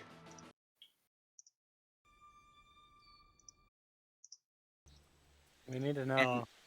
That is why warlocks rule. Alright. I wanted to light one on fire. I did set one on fire in your name, so just be happy. I froze one for you. There you go. I mean, it's not as cool as fire. We can turn one into an obsidian now. Alright, so there's this goblin now, and he dropped. He also dropped his dagger too, as he holds up his hands. I pick him up. Yeah, you pick him up like as if he's a kitten. It's he speaks in Goblin. Davidia, Dadidovan, Gabdigut, Caprichet. Lars, this seems like it would be your forte. You said you could speak Goblin after all. Bring him closer. I can't heal shit over here. Aster, you're closer. Is he? What do I hear? You hear him going, so please don't hurt me. So I'm just a simple trader goblin. I don't kill anyone. This is all in Goblin. I'm sure about that last part. Mhm. We're not gonna hurt you. We just want to know a few things. So are you nice? It depends if you, how you behave. Other goblin call me Pug. Nice to meet you. I'm Aster. Pug means well, as he's being carried off by Pride. I'll bring him back to the cart now. Alright, Aster, do you go back to the cart? I do. I have something to do. I'll be right back. So I guess Lawrence will do stuff. Alright, let me get my other Translator. And currently this goblin's like dangling, and he just kind of like just dangles there, and he is a bit cold because it is windy, and he did just piss himself. So, let's see, and then from there it kind of goes. Highs. Do you know? I look at him with pure hatred in my eyes. Could you hold him back a little bit? He smells like piss. What was that? I lean forward. Please speak up. He smells like piss. Can you hold them back a little bit further? I understand. Good. Scoot. Okay. Speaking goblin, do you know what happened to those two horses over there? So kills, good meat, save the best bits. Did you do? So did I do? Yes. Did I do what? Kill horse. Kill horse? No. Given horse heart for dinner. Din. Did you see who kill horse? Who killed horse? Who killed horse? Who killed horse? Gonna roll a intelligence check for this goblin. So he goes, other goblin, big goblin, Clark. You know goblin? Is it a hobgoblin? So goblin, bigger goblin, crush smaller goblins, like Pug. Sounds like a hob. Do you know where goblin? So where goblin? Mindo say, big goblin will crush Pug. Translating this to us, Lawrence. Not yet. Lawrence, tell him that we will kill this big goblin for them if he will just tell us where he is. How do you know that? You know Goblin Clark, because they're speaking in that. Oh, That's fuck, why I never mind then. He's saying Never mind. that. I didn't realize that. My bad. Disregard that. He's saying that there's a bigger goblin that killed those horses and possibly our employer. I'm about to ask him. Well, he doesn't want to say where the goblin is because he's afraid the big goblin will crush him. I'm going to attempt to convince him that we could kill Big Goblin. Why am I talking so with the goblin? Because you've been talking in goblin for so long. You speak, so you are getting in spirit of the character. As a matter of fact, like after the session's over, you're gonna get inspiration for that. So if you keep it up, I will give it to you.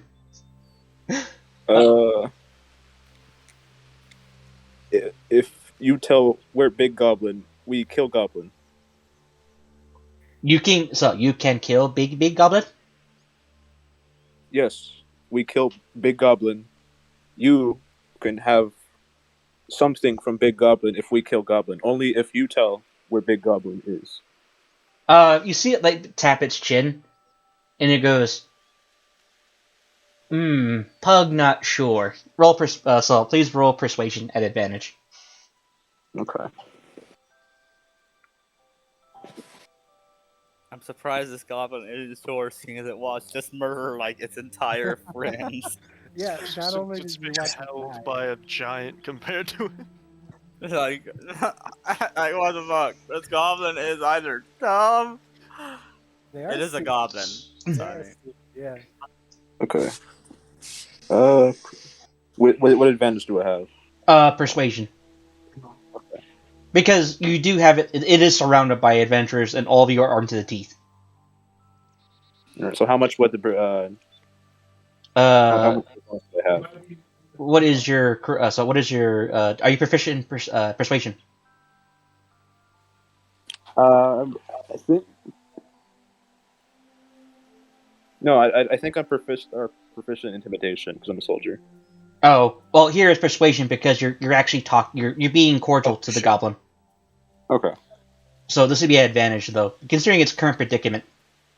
Okay. Would I be? I wouldn't be able to help in any way, would I? No, you can also chime in the conversation because you speak goblin too. All right. All right. Okay, Lawrence, please roll one more d20 because you're rolling at advantage. Okay. The party is helping you for this roll, essentially. Oh shit! Yeah. Good roll. Good roll. Let's go, boys. Okay. Let's go. Oh my god. Let's see. I think it's at advantage. And then from there, what was it called? Pug puts his hands on his shoulders and he goes, "What in it for Pug?" So Pug would like treasure. Shiny shinies. Do Big Goblin have shiny? Goblin have big shiny. It has toy made of green shinies. Toy made of green shiny. Mm-hmm. What if, when we kill Big Goblin, you pick any shiny from Horde? Ooh. It looks. You kind of see as its eyes begin to light up. Aster, would you like to ask anything, or say anything? I got nothing to add. Okay. Okay. Please roll. Please roll me another persuasion check.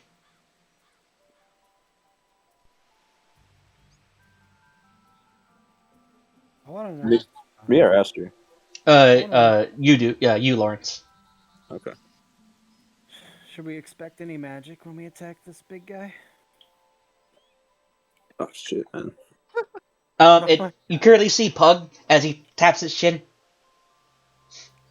Can I vouch to intimidate him with an evil glare? Let me finish. I don't know what he's saying until they clarify. Mm-hmm. Pug. I mean, not. I know he's tapping his chin. Pug. Pug taps his chin, and then from here goes.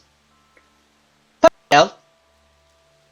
Pug get shiny. Pug will tell. You get shiny. Mm-hmm. If you tell. So Pug will tell. So Pug show. Where? So follow.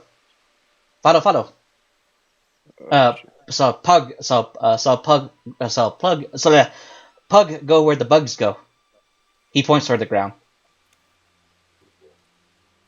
There are bugs there. He's asking you to be put down. On the Can you ground, explain what not going dead, on not there? dead. On the ground. I want Lawrence to tell me Okay. these things. Well, Alright. if we have we to worked kill out him, I something. guess we have to. We worked Such a something out shame. with the goblin. He will tell us where this big goblin is that possibly has our employer, if we let him pick one thing out of the big goblin's hoard. I see. But he also wants to be put down, because you're probably making all the blood go to his head. He's probably gonna die soon. Acceptable. Um, I Can we released patch him up then? Nah, he'll be fine. It's only bludgeoning damage. and then from there, Pug just dusts himself off because so Pug show, follow. As he kind of like scampers off, in this direction, past the knockover tree trunk. I guess let's follow. Where's And the he little doesn't guy look like he's going? about to like die of blood loss or anything. It has 1 HP, so like it's not like as if like what was it? At this point, it's like so weakened to the point that if you guys punt it, it might kill it. Could we move it? I Are don't we think able we to- should just leave the supplies unattended, should we? We could park it in that clearing right there where Pug's at. But would that be safe? You don't think Uh, no you'll- thief or traveler would steal from it? Well, You even though you do have a very valid concern, it is also very clear that Fanlin doesn't get many visitors. The fact that you guys are being paid 10 gold seems actually a bit overkill. So this is a very less traveled road. You can definitely put the oxen into a clearing, and there is actually a less likelihood of people stumbling upon your wagon. It'll be safe. It'll be fine. I think this is DM talk for something. May we take a short rest before heading into the Maw of the Goblins? You may. Before you do that, what was it? Pug sits on the tree trunk or the knocked over tree, and he begins to like wave his feet around, like waiting for you guys to go follow it. A yelling goblinese to Pug say, "We need break. Take rest. It's Ready for a big." So rest, sleepy sleep, and then from there, he currently goes off into like the thicket. And you see him come back with basically a handful full of bugs as he begins to eat it. Okay. Okay, gross. Okay, that's So we all would all heal for full health now, right? That's long rest, not short rest. Short rest, you have Okay. your hit die. You can use them. You can I roll don't your know hit. How many? Yeah, you can use 1 hit die. So if you took damage, you can patch yourselves up with rolling your 1 dice of your HP dice, and you add your Constitution modifier. I don't get it. In roleplay channel, please in chat you've used 1 hit dice. So what does 1 hit dice like? Like roll it in a dice roll or put it up in like You roll it in the dice roller. Okay. And then you put in the roleplay. Or no. Put in the roleplay, and do you used 1 hit dice. How many hit dice do we have? 1. You get 1 per level. Oh, and then it resets when I had a long rest? Yes. You get half per long rest.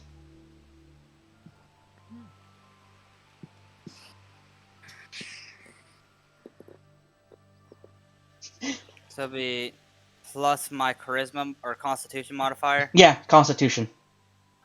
Okay. For a minimum of 1. Because my hit die is a 1d8. Mm-hmm.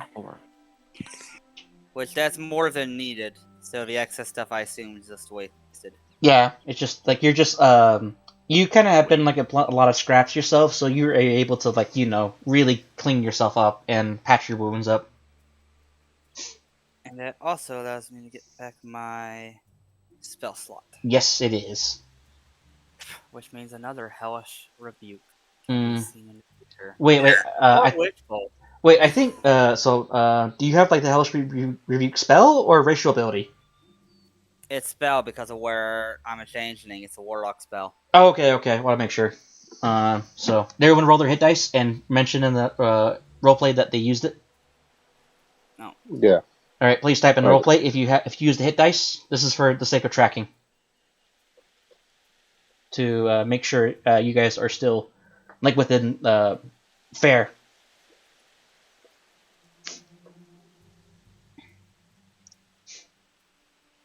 So you guys are able to move the carriage into a reasonably safe location. And no, there will not be any wild predators that attack that will attack the oxen. If you continue to ask more questions, who knows? Maybe I actually might spawn a group of wolves. I think we should keep asking more questions. Mm-hmm. I want to fight wolves. Yeah. So would we heal from whatever we got? Yeah, you heal from what you roll. Okay. You're maximum. So, as you guys are currently sitting there, Pug is currently happily eating slurping a centipede, and it crunches. Disgusting. So gross. Thank you. Why don't you guys just let me kill the damn thing after we find out where we're going? You made a Shameful promise? behavior is frowned upon. They are so gross. Yeah, you are right about it, but hey, I mean, scorpions are good nutrients. Pug holds up a half-eaten beetle, and he offers it to any of you. I take it and eat it. All right. You men are all the same. Mm-hmm. Disgusting. Let's see. After you do that, whatever HP dice you have rolled, so you have rolled pride. You get to add one more HP. I'm already at full. So Are you talking about temp HP or just HP? it was going to be revival HP, but since you're the one who took it, you get one temporary HP. Hoggers. Hearty eating. Hoggers, dude, pot. And then from there, Pug begins to just continue to snack as he looks at all of you. He holds up a spider. Hey, Vidar. Hey, look, a little spider. Mm-hmm. He holds up and he basically tears off all the legs and he just basically eats it as like the spider's like oh my god, and he just looks at it, he just crunches on it. Oh no. I was So, gonna say we could use it as a pet. Food. Disgusting creatures. Glad that we had to spend our short watch Mhm. watching this guy just eat all these insects in the most brutal way possible. I mean, we don't have to watch him. You could be like fixing Can up we- your gear. Can we please Dude. move on? You're alright, yeah. Are you I saying really that don't want to- as you guys Hey. are like hanging out,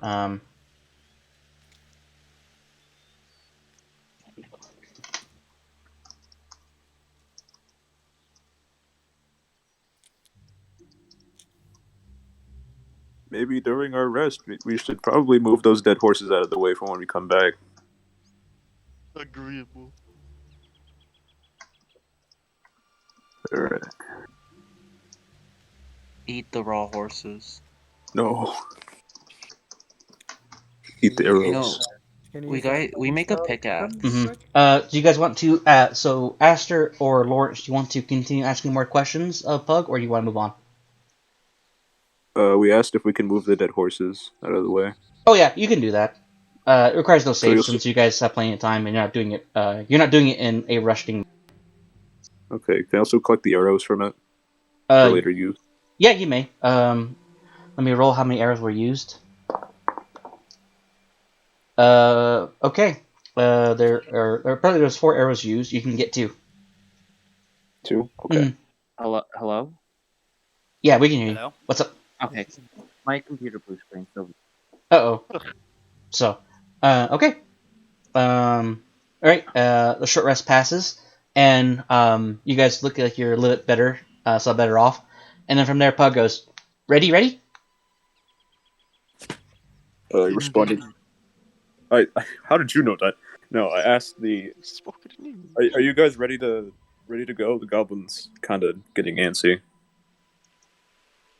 sooner we get this over with, the sooner we can actually reach more civilization. Let's make sure we get our paycheck. Go. All right. All right. Chicken Goblin, ready. So the goblin nods as he hops off the tree. Give me a second.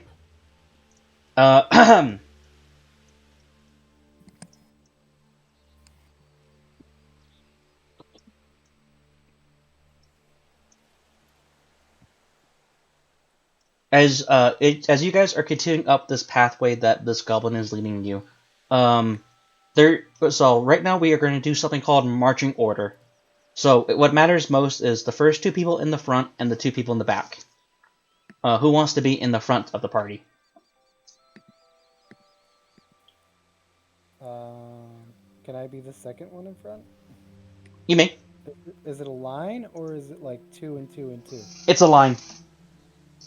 Okay, so I'll take second place. Okay. Goblin I would should like- go first. I would like second from the back. All right. Take second place. So okay. All right. Prize in front, Pavel behind. Got it. Good to know. As each of you currently are traveling along the trail, please roll. Will each of you please roll me survival? Okay. So what do I have to roll? A d20? Yeah, d20 plus your wisdom, unless you're proficient with survival. I'm proficient with survival, ain't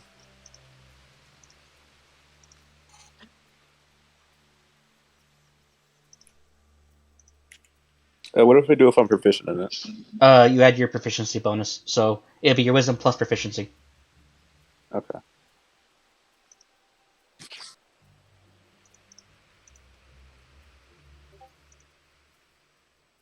Doo-doo.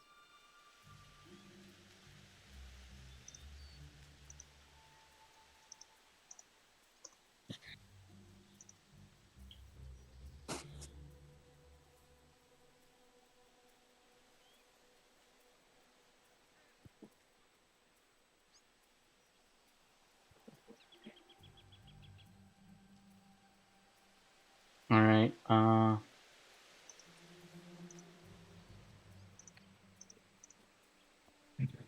For everyone who has rolled above the 10, did you get what I sent you?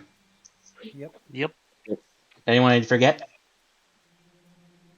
I didn't get anything. I got it. Yeah. Because what was it? You only get this if you're higher than a 10. I got a 12. Oh, you got one? Okay, cool. Okay.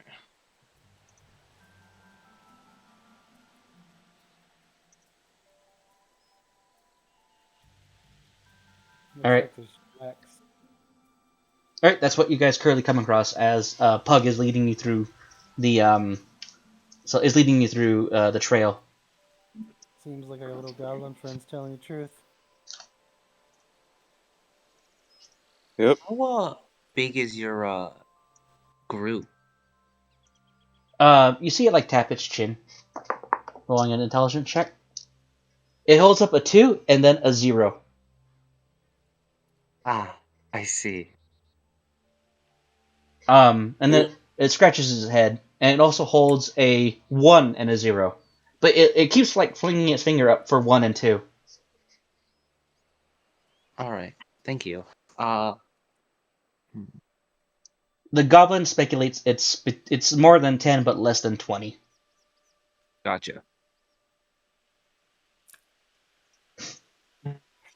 Do you ask any further questions? Lawrence, did you have a question?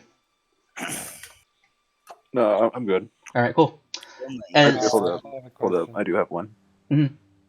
Not for the goblin, but for the group. Do you think we should arm him just in case things get bad? Not with a dagger, but like Could with we a rod. trust him? I mean, he's doing this for his own like goals. It looks like.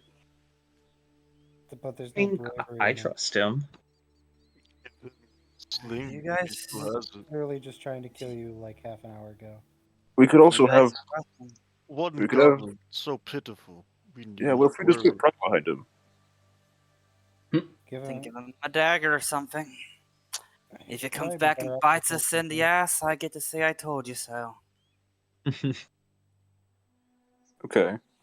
I say, Goblin, we will give you, or give weapon, help fight Big Goblin. You can have Sharp stick?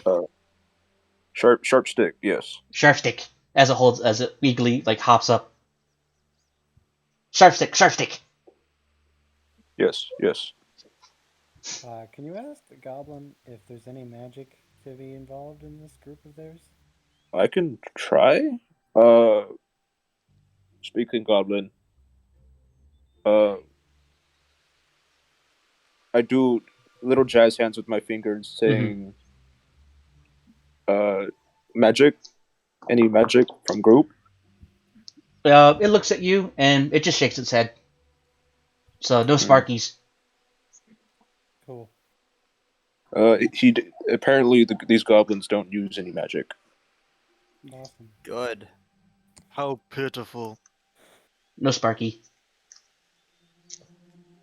You guys are led about 10 minutes through the trail, and then from there, Pug, he jogs ahead 10 feet, and he holds his hand up. He's signaling you guys to stop. Guys, stop. What? Stop. Just raising his hand. Wait, Pride, do you keep walking? No, I stopped. Okay. I didn't think I needed to clarify that, but I guess I did. Okay. And then from there, Pug kind of like he skitters alongside. You see him actually begin to tiptoe, and he brushes some leaves aside, and you guys find a very clear makeshift string, and then from there, what's his name? Pug. He takes his knife, he slices it, and you hear a very loud whipping noise, and you currently see a snare trap activate as leaves rain down from the noose. Fado. Big thank you.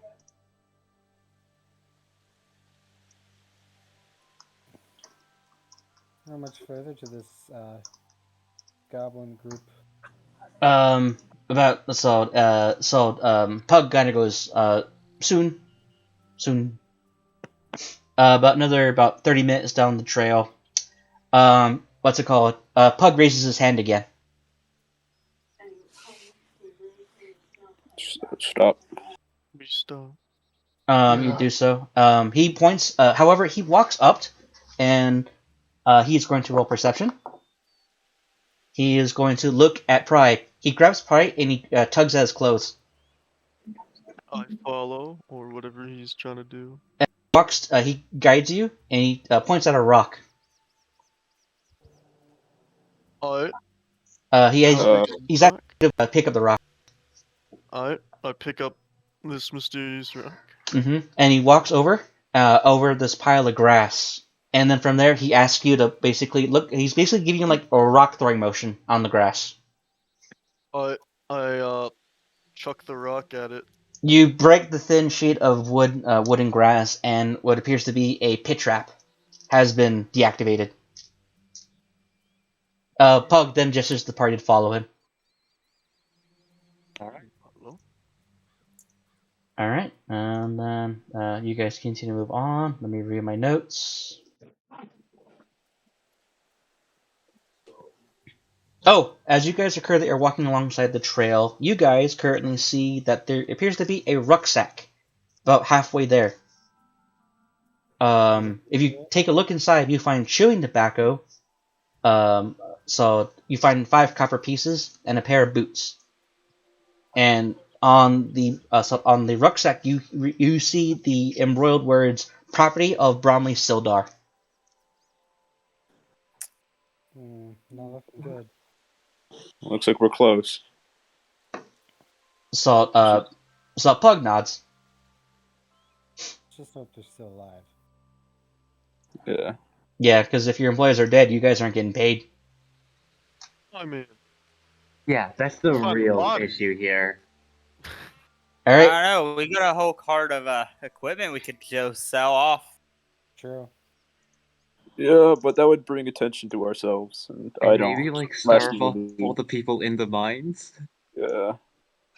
But rations for us. All right, as you guys are about an hour, so like about close to an hour's worth of traveling, um, following the goblin's trail, you come across a large cave in the hillside, about a mile from the scene of the ambush. A shallow stream flows out of the cave mouth, which is screened by a dense briar thicket. A dry, narrow path leads into the cave on the right-hand side of the stream. Please go to page 2 of the slides. And color code the tokens on the bottom left.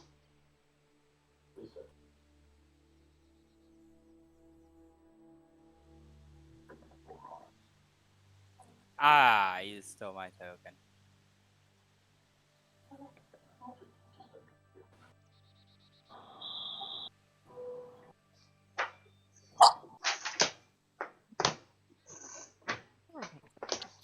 Is the question. Ah, yes.